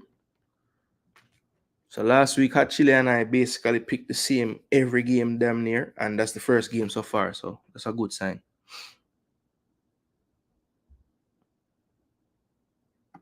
Avis is Bobby's number 1 fan. Which Bobby? Firmino? Or Bobby De Cordova read. 3-0 Liverpool, says Biggs G. And Biggs G changing mind. I said 3-1. All right, Biggs G, that could be the difference of this weekend, man. Make sure you know what you're doing, So I put it on for 3-1, Bless up, Owen. Bless up. Okay, the Jamaican Bobby, mad. All right. Well, Bobby, if you're tuned in tonight, here's your biggest fan, Avis Williams. Send her some signed jersey or something. She deserves it, Sure, she spent a lot of time in these YouTube chats defending your honor when people are diss you. All right, Southampton versus Ipswich, St. Mary's Stadium. One thing I don't like lately, why the hell them a put so much damn game one time? You know man's like for watch all the game them. Sure. What them expect man for have 700 device? All right, so this is what happened last week. So Southampton, boy, I tell you about Southampton, I have them relegated as well. So this game last week, brother, if you never watched the game, you'd think Southampton just get bag up. But in the first half, people, it was one of the most even games ever. And then the man them get them 2 goals there and just make the game out of hand. Even in the second half, they got this 3rd goal really late. Could have been 2-0. And Southampton had, well, I wouldn't say they created chances in the second half like that still. The first half was when they really were doing things. But this was this formation used. Ramsdale had a good game, even though he conceded 3 times, I thought. Even though people would say the goals that were scored him could have stopped, I disagree. I don't think he could have stopped the Rashford one. But both of the goals kissed the post. Like the header from the Ligt kissed the post. This shot from Rashford got through everybody, kissed the post. So I don't know what them expect. And he couldn't save Garnacho one either. So I don't know what them expect. The man them could have lose about 6 love if it wasn't for him. Kyle Walker-Peters, great in the first half, couldn't do anything in the second half. Same thing with Sugawara. Good in the first half, couldn't do nothing in the second half. Bednarik Stevens got that red card, which was a reckless challenge. My word. That was a serious challenge the man put in, Dirty. Very high up on the knee. Then midfield, this was the midfield they went with last week. This kid Dibbling, the 18-year-old. What a game. Everybody was talking about him after this game. So let's see if he can kind of get something going now that he should have some confidence after that performance, I would say. Cameron Archer probably has no confidence right now. Did miss the penalty and he looked so nervous before he took it, man. Damn. So yeah, hopefully he gets a chance at redemption. But Southampton, look, when you look at the players in this team, people, really and truly, how this team stay in the Premier League, it's going to be very difficult for them, people. I don't see it happening. I do like their coach. I think their coach tries to play the right way, but I think that they should have really given him some more tools to work with, man. I mean, this is really a championship team if I've ever seen one. Like, look at the names, look at the lineup. Yeah, we have some names that we kind of know, but most of these guys that have Premier League experience in this team, they were playing for relegation teams before. Stevens always been on these type of teams. Bednarik has been at Southampton. Walker Peters, since him leave Tottenham, has been at Southampton. Um, Ben Brereton last year was playing for Sheffield, another relegation team. Leslie has the pedigree from Chelsea, but never really played for them yet. And Cameron Archer, kept getting loaned out from his clubs he was before getting a permanent move here. So it's a lot of players. Charlie Taylor was a Burnley lifelong person in the relegation fight. Lallana is not that, so you can't really call him that. Fraser was a where did he bust from? Was it Bournemouth? Yeah, he was at Bournemouth with Eddie Howe. So that's another team that fighting that area of the table. Armstrong has been at Southampton. So yeah, they just have a lot of Max Cornet was at Burnley. So it's a lot of players a lot of yo-yo players, play Championship and Premier League. I think that's their issue. But this week now, it's a big matchup because they're playing against one of the teams that when you look at the table and you look at the season, you would say, okay, if it's one thing we can look forward to is when we play the damn promoted teams at home. So this is one of those fixtures for them. And this was Ipswich team last week. Morwich had a great outing last time for the first time. Leif Davis, very good attacking left back. Tanzebe, Jacob Greaves, Darrell O'Shea. Sam Morsey, the captain. Steady in midfield, Wes Burns, Calvin Phillips played 90 minutes for the first time in a while. Omari played 85. Sam Smodics, Coach Grimballer from Ireland, decent little finisher. And then Liam Delap, the young Englishman, has pretty much started every game up front for them. So for me, Ogbene got the move. I think you'll start to see him more and more in the team. Yeah, but other than that, it's another one. People, I look at the squad and I say, boy, don't know if you guys did enough to stay in this division, But this week, Southampton, Ipswich, people, what you guys think about this one? Because to me, this is a tough game to call to, because I don't really believe that. I mean, if you look at Southampton's game so far, I think they played decent in this first game. No, Newcastle was down to 10 men, but again, they just don't have that cutting edge. So 4 games played, only 1 goal. Ipswich, on the other hand, 2 goals. So they both having the same issues, goal scoring. Can they score enough goals to stay in the division? That's the real question here. But for me, I'm gonna say in this Southampton Ipswich matchup, I think goals actually will score in this game, but I don't think that many. So I'm gonna say a 1-1. So Southampton get the first point, but probably not the points that they wish to get. I'm sure they would want 3 points, but I think it's going to be a 1-1 draw, people. That's what I'm going with in this one, people. 1-1 draw.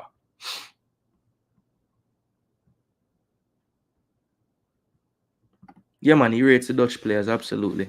So Avis said 1-0. All right. And I think Massa will have to go back for his. So Corey said the Saints will take this. The Saints will go marching in 3-1. Nitro said 1-0. So let me see if anybody gonna go with Ipswich. All right, Hot Chili. So Ipswich getting them first 3 points, 1-0. So who? Me not get nothing from Duke, Biggs G, and Avis. I'm sure will drop hers when she gets a chance. All right. So that is my take on the Southampton Ipswich match. So Duke, Biggs G, and Avis. I don't get yours yet. So drop those when you get a chance. All right. So next fixture now. So this is the last 10 o'clock fixture that we're going to talk about. And this is the Spurs-Brentford matchup at the Tottenham Hotspur Stadium. Spurs had to dig deep to knock out Latibodir and company out of the EFL Cup during the week. They won 2-1 with a late goal from Brennan Johnson. Of course, last week they lost the North London Derby at the same stadium, 1-0 to Arsenal. Last week, Brentford took the lead very early against City, but in the end, Haaland beat them 2-1. So that's how last week went. Now, of course, let's just revisit the lineups of both teams last week. So Tottenham went with this against Arsenal. Pretty much the first choice backline and goalkeeper for them. Then in midfield, they have a bit of a tweak going on now. They didn't have any what's his name, Yves Bissouma. They didn't have Papa Matassar from the start, so they went with a bit more attacking looking lineup actually. Rodrigo Bentancur, Kulusevski, and Madison. I think that was actually smart because we definitely just let them have the ball for the most part. So there was really no need to play a different type of midfield. They really needed the creativity. And then up front, they had Solanke, Johnson, and Son Heung-min. So for me, this week now, when it comes down to Tottenham, of course, Solanke, one more week of football under his belt. He did start in the EFL Cup as well. So that's good. He got some more minutes. I expect him to be starting again. The question for me is going to be, does Brennan Johnson retain his place? Because he's been getting a lot of backlash from Spurs fans about him being worthless. But when you look at the options other than him, it's going to be either Odebeer, the youngster, or Timo Werner. And I don't know if anybody's really, begging for neither one of those two to play. I like the look of Odebeer. I think he just needs a little bit more refinement, but he looks like a dangerous player, good skill, good quickness, good trickery.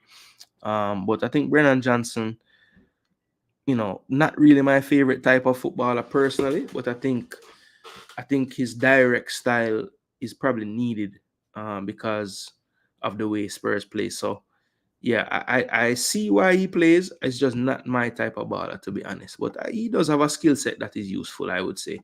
Just feel like he's not as clinical as probably most people would want him to be, or most Spurs fans at least.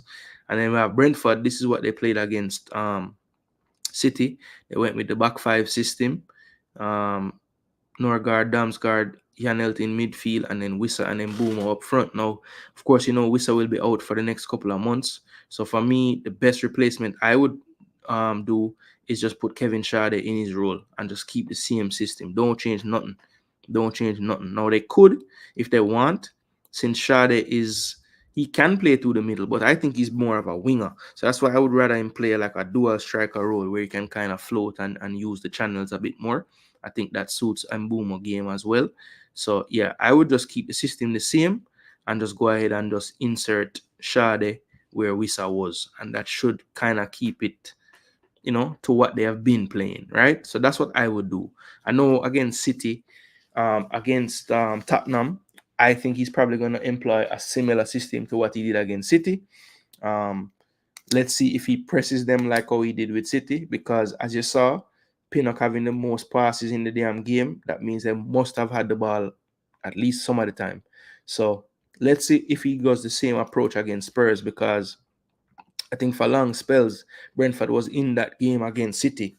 Of course, the goal line didn't say, the goal score didn't say that the score 2-1, but I think, they were in that game. It was a good performance from Brentford. So I think a lot of teams should take what Brentford did and obviously tweak it to suit their personnel, but they should take a lot of the aspects of what they use, because I think they did make City uncomfortable at least on the day. So, and that's really all they can ask for. Right now, Brentford is ahead of Spurs, 6 points to 4, 9 to 13 after 4 games, which is probably surprising to some out there. Now, for me, I think the loss of Wissa is a problem, right? While I think Schade is a good replacement, maybe that chemistry that we see between Mbeumo and Wissa isn't quite there with those two as yet. I think it's something that they could build. But because of that, I'm going to say I give Tottenham the slight edge. They just have a bit more continuity with their lineup right now.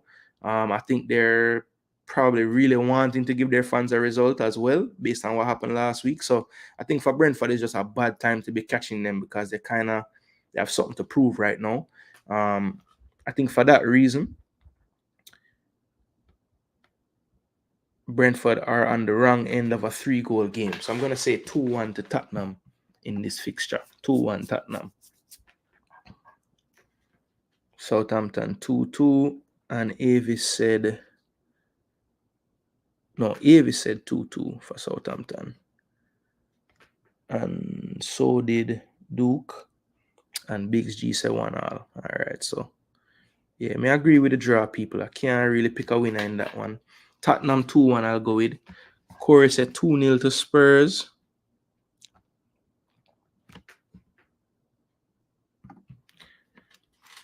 What do you think about Solanke's performance so far? I think he's gonna get dropped soon. I don't think he will. I don't think he'll get dropped soon.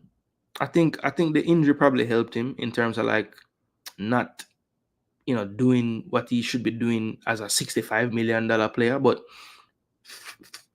the fact that Richarlison ain't around, um, and they don't really have like this big amount of wingers to kind of put Son in the middle and then have different wingers. I think Solanke they have made their bed with the 65 million. They have to them have to make sure it works. You know what I mean? Nitro going for the upset. Nitro says 2-1. The Bees over the Trophy Dodgers. All right. Like that name for them, Nitro. Corey MPA says Solanke look like rubbish to me. Well, people, look, Solanke is what he is, man. He's a goal scoring forward. I don't think like people were telling me that they like his link up play and this and that. I don't really think he's a good link up player, to be honest. As a matter of fact, I saw a stat when he got signed by Tottenham that said that out of all the outfield players in the Premier League, no player lost the ball more in open play than Solanke. And I agree. I could see that. I could see that. You know what I'm saying? Yeah, I think it's going overboard though to say he's gonna get dropped soon. I mean, the season just started and he missed. I think he missed 1 out of the 4 games already. And he played against Arsenal when he could have not played. Or he probably missed game 2 and 3. He played the first game, missed game 2 and 3, and then was back for 4. So yeah, it's too early. It's too early to say him going to get dropped.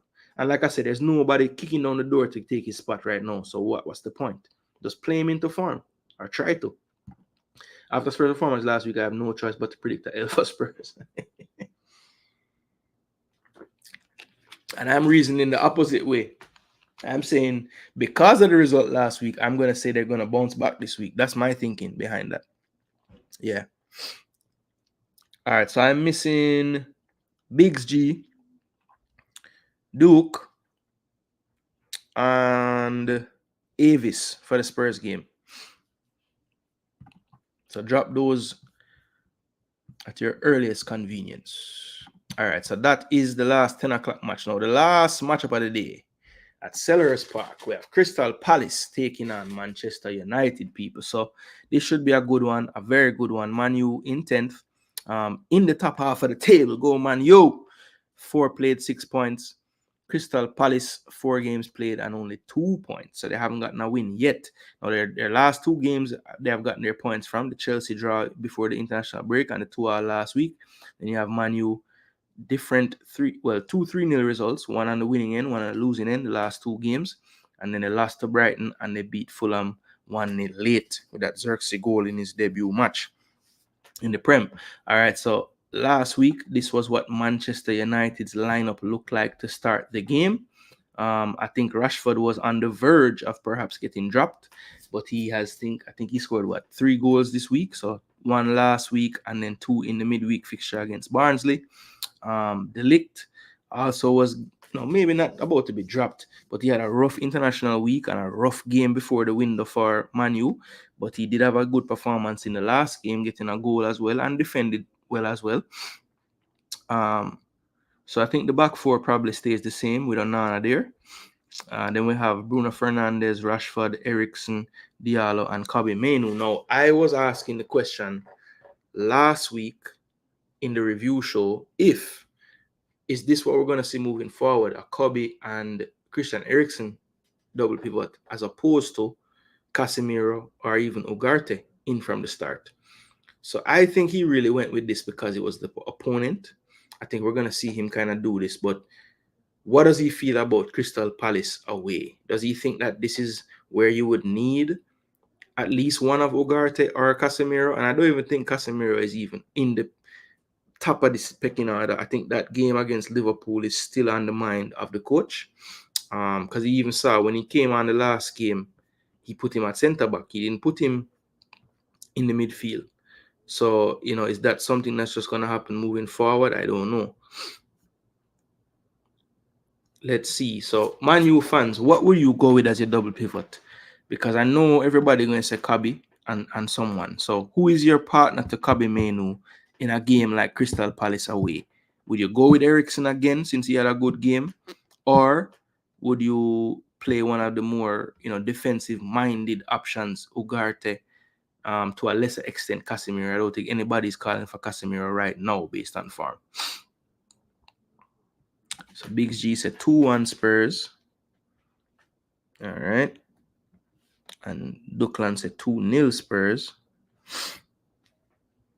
And I think Avis was my last one. And Avis said Thomas Frank, a big coach, so she's going with the 2-all. Now, every other game, Duke takes 17 hours for put a score. But when it's the Man U game, before me even talk about the game, and put him score. So him said 2-1. I think Man United going to drop this one, people. I swear to you. I think them catching Palace at the wrong time. I think them finding a form now. I think Mateta getting hot. Yeah, I think they're going to handle it. They're going to handle this one. I think it's going to be a high-scoring affair as well. So 3-2. Probably one of the better games of the weekend for me. 3-2 Palace. That's what I'm going to go with. The Ligt is doing just fine. It's just the hate for Man U in the media. Interesting. Nitro, may agree. The odd victory for Palace in this one. But I went for the 3-2. You're going for the 2-1. Fair enough. So Ugarte will definitely be in it, says Ugarte and Mainu is what Duke go for. All right. I would lean that way as well. 2-1 Manhu, says Corey. All right. Biggs G said 2-1 Palace. Yeah, I had a feeling like this game would be one of those split games, Couple draws, couple wins for either team. So yeah, this is making sense. Duke said Palace dead.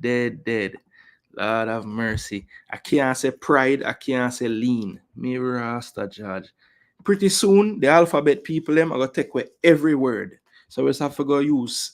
Like, I don't even know if sign language would have worked because you know why the sign language too. My gosh. It's getting harder and harder to talk to Jamaicans, You just need to, at this point, you just need to like put up signs and just say, all right. I had on a shirt last night and it's this color. It's this color of this book, Because if you say anything, you get why. No matter what you say.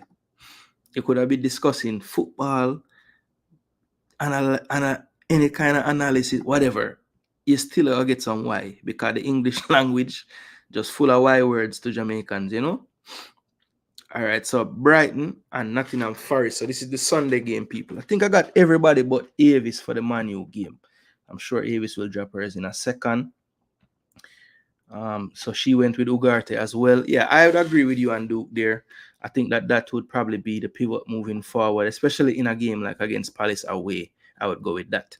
So this one, people, is actually one of the fixtures with two of the tightest competitors as far as the league table right now. It's 6 versus 7th. Brighton has 8 points and has a little better goal difference than Forest, both on 8 points though. So they're both unbeaten at the moment, 2 draws and 2 wins. I don't think many would have predicted Forest to be so high up the table early on. Maybe some would have had Brighton so high, but definitely not Forest, I would think. So big ups to Forest for the start that they have made. I think the Nuno era has officially begun. If you look at the game so far, no more than 2 goals scored in any of the games so far.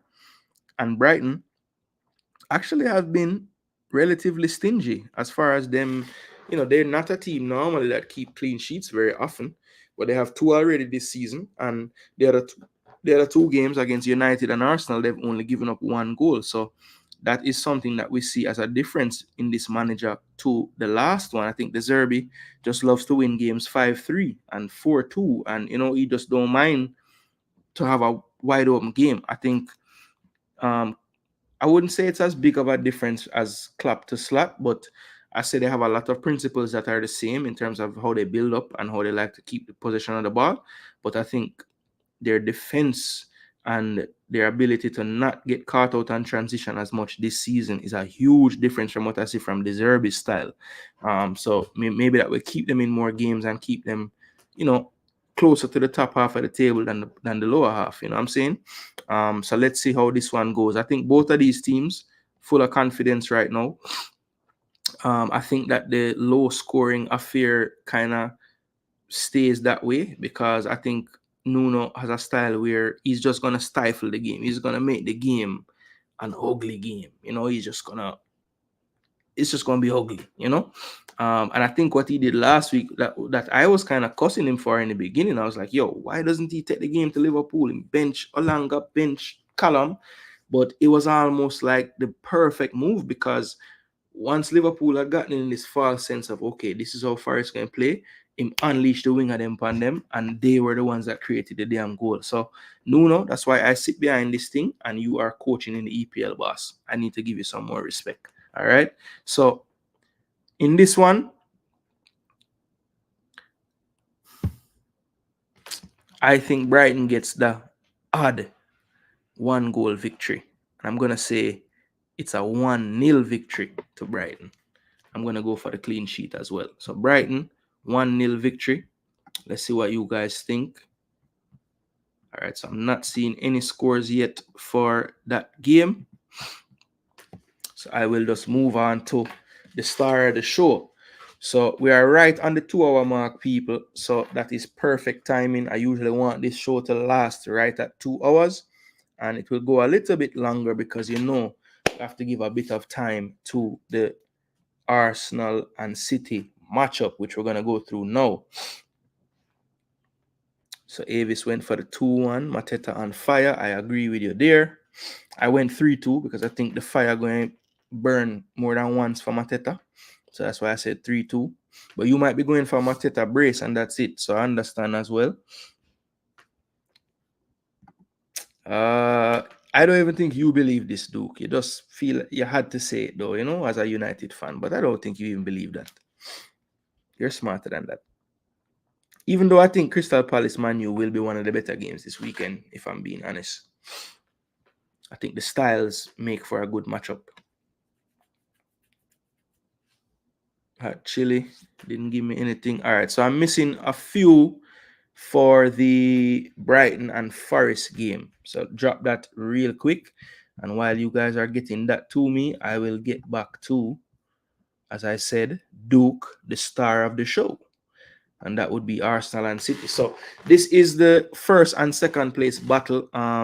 City on 12 points, 4 wins, plus 8 goal difference. Arsenal, 4 played, 10 points, so 3 wins and a draw with a plus 5 goal difference, right? So last season, one of the main things that I want to point out, and I don't have to point out, it's right there. If you look right here on this side of the screen, these are last year's meetings. Big thing that stands out to me, City played us twice in the Premier League and never scored a goal on us. So that's a nice thing to go into this game knowing, okay, last year this team were not able to score on us. They were the highest scoring team in the league, but none of their goals came against us. So that's a nice thing to just have, So Arsenal actually was listed as a 4-4-2. I don't think it was really a 4-4-2, to be honest. It was more like a 4-2-3-1 type of thing, with Trossard and Havertz kind of basically interchanging in different moments.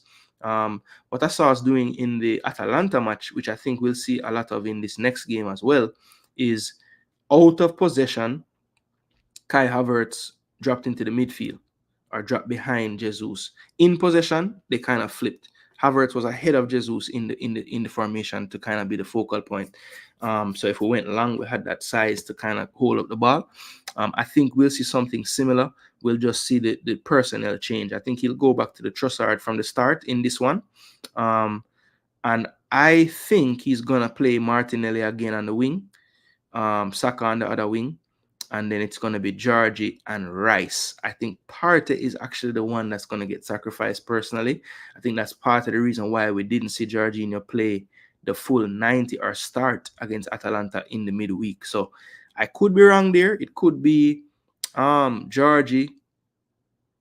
No, it could be Partey, Rice, and Trossard, but I just have a feeling like it's going to be Georgie, Rice, and Trossard in that midfield. Havertz up front with Saka and Martinelli wide. I think that's what he's going to do.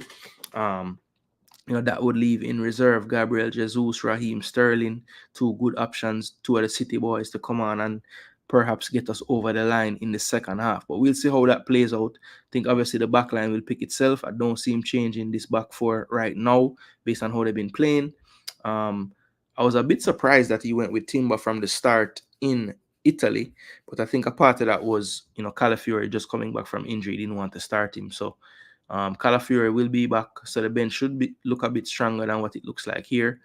I think Maldini will probably go back to the youth team. Miles and Ethan might still be around. I don't know if Aiden Heaven will be on the bench at all. Because like I said, they do have a couple of people back from injury to get back onto the bench. But I really need Mikel Marino to get fit, though. I can't wait for him to get fit. Damn. All right, and this was City last week, people.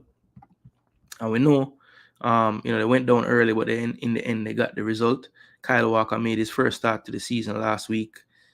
Rico played at left back, only lasted a half, was taken off at halftime, and Vardiol came back in. So I do expect Vardiol to start. I'm kind of wondering, because Rico has started every game so far in the Prem. Does he go with the experience of, Walker, Diaz, Akanji, and Vardiol? I think that's probably the strongest defensive backline that they could pick. So I'm thinking he might go with that, but we shall see. I mean, Pep always have some curveball up him, coming around. So you never really know with Pep what he's going to go with. In midfield, there's a lot of options as far as the wingers are concerned. Does he start Jack again, who's been starting in the league? Does he start Savinho again? Does Doku not bench and start this time?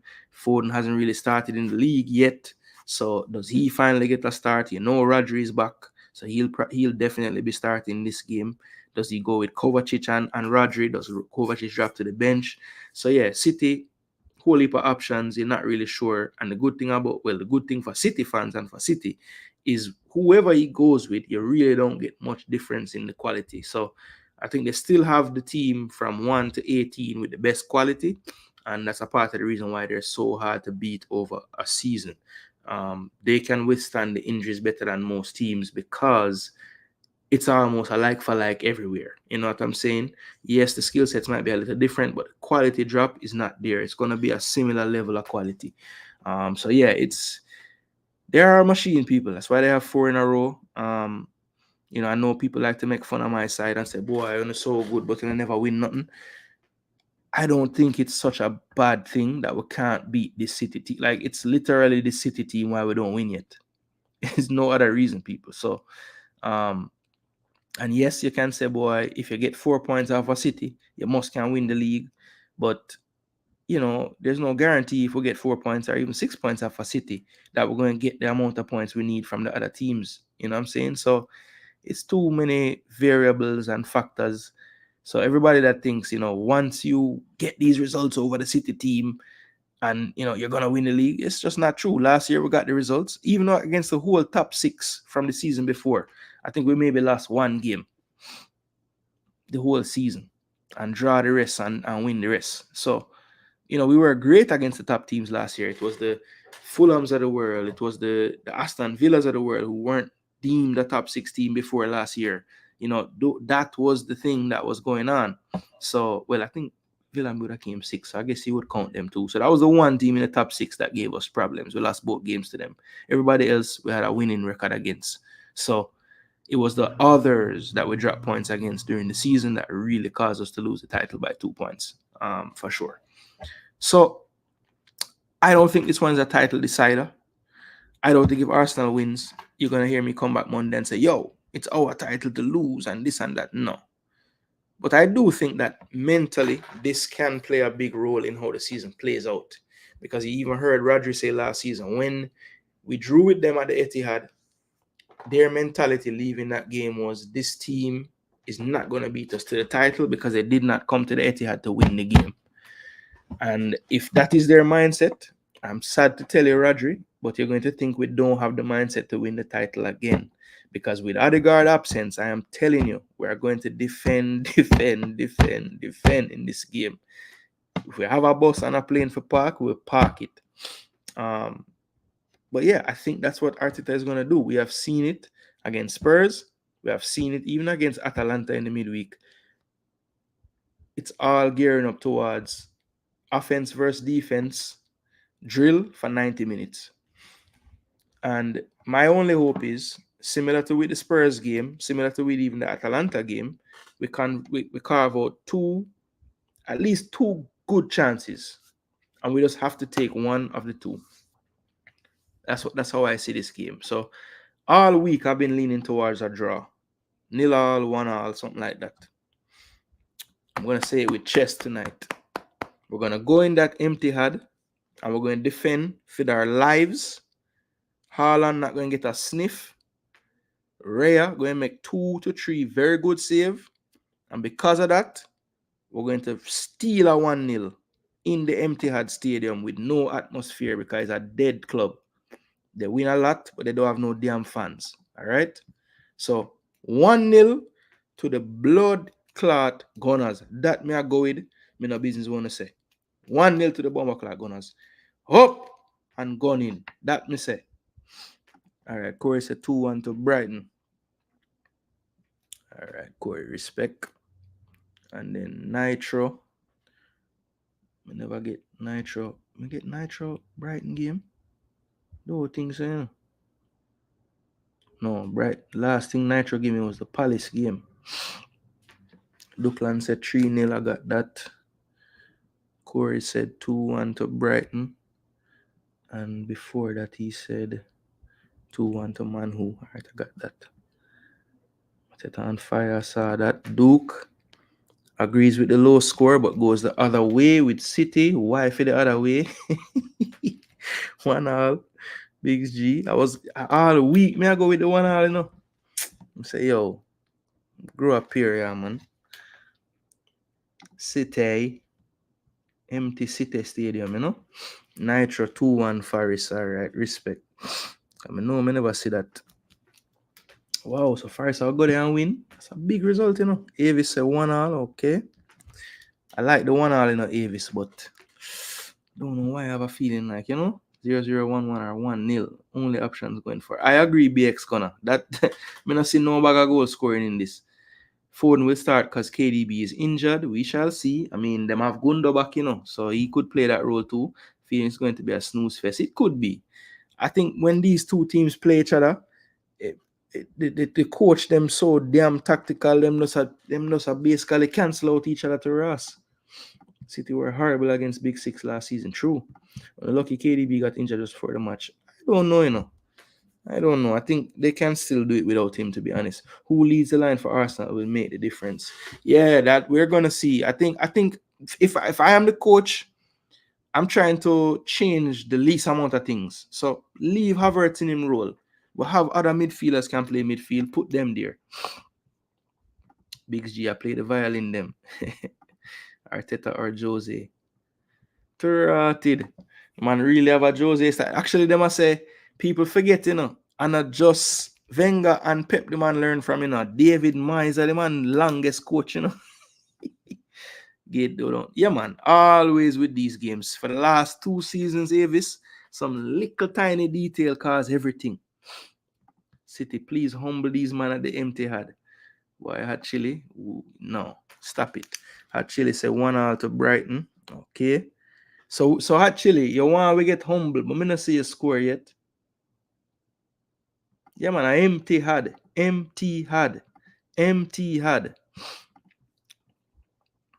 No, well, you know, I kind of spell it more like how Etihad spell, you know, for the effect. But yeah. Haaland goal, no details about it. Had Chile said 3-1, so had Chile gone out like a madman and say yes. So Avis, how the small details them going to turn out? Let me know. Let me know how the small details turn out, Avis.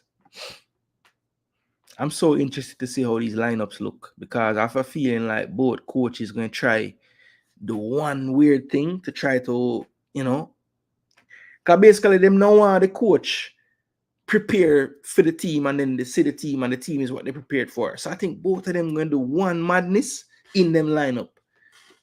I have a feeling, bro. Well, if any of them do madness, I more think Pep would do a madness. Because you know that a Pep style that. Them man they like for just try all kind of things sometimes, you know, and get bored. Sterling to miss a sitter. The stadium will be empty when City score the third goal because Arsenal fans will be leaving. I doubt it. Pep, please don't start Kyle. Look at that. What a thing. Never thought City fans would not want Walker to play. Wow. Remember one time, if him not play, you don't have no defense. No, you don't want him play. All right, Avis, are you alone? Me not get the City score for you know. Or you just want me write small details for your score. Let me know. Come on, you have a chance for winning. You know. Me don't want to reach Moss last week, reach you know. So you're there right in the running and then me not get the last game, you know, and then that is the tiebreaker where make you don't win. Me don't want that reach you, Avis.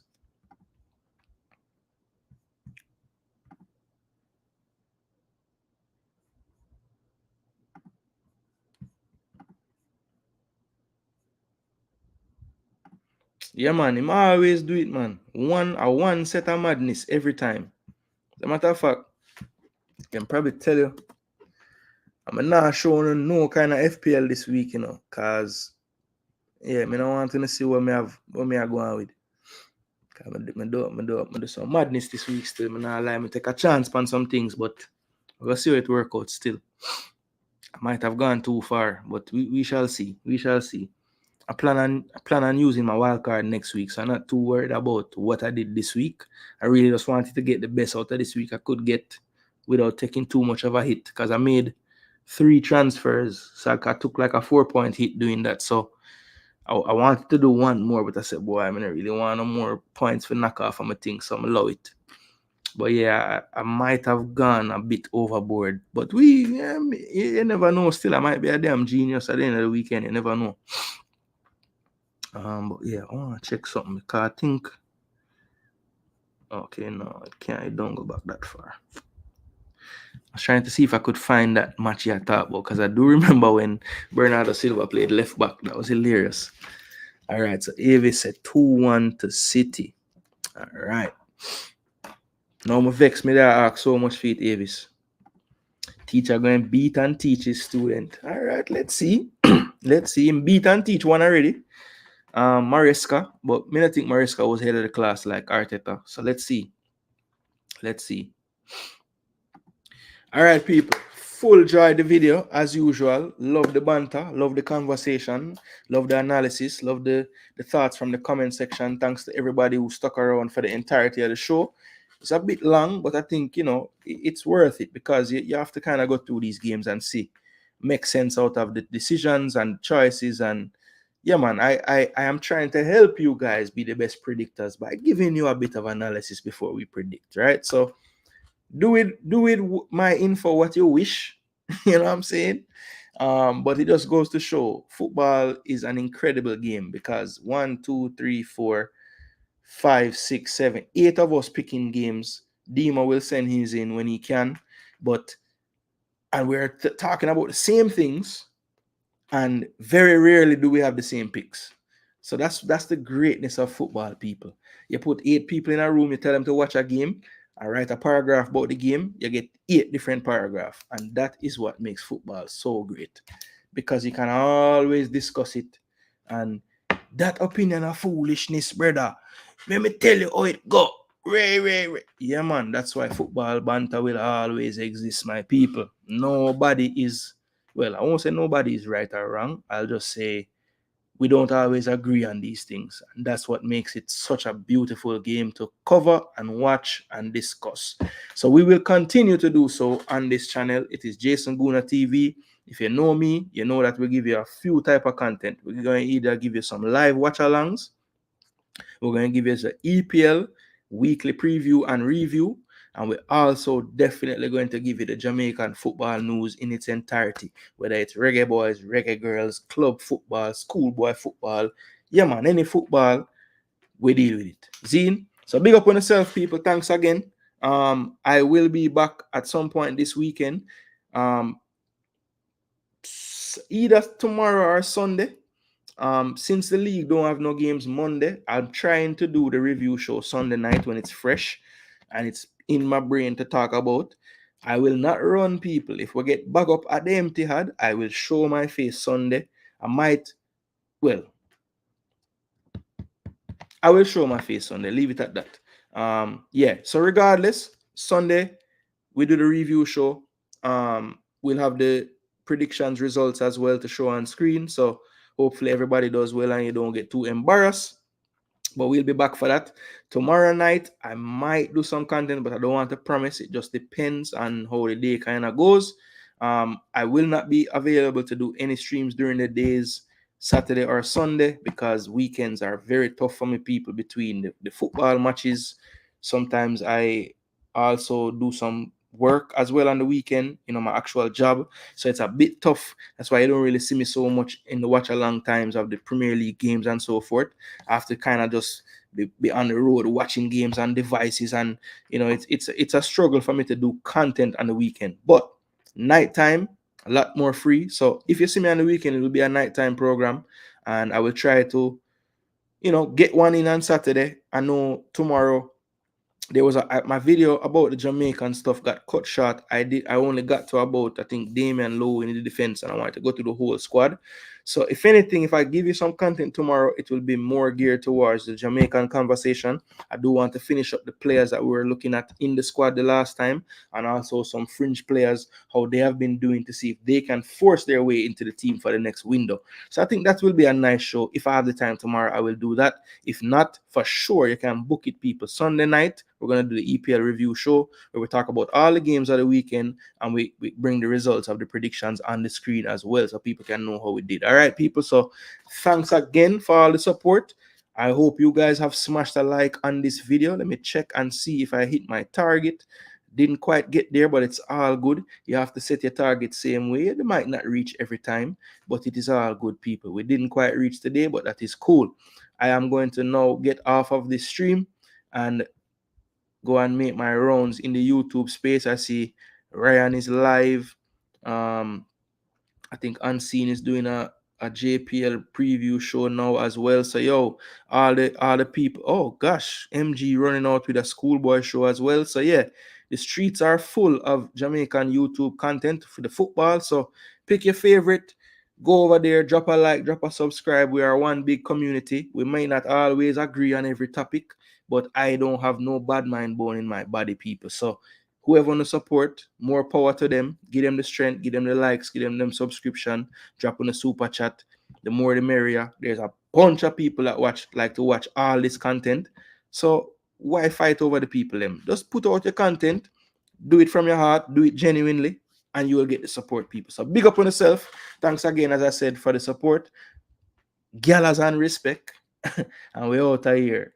You can't why me do. Go ahead.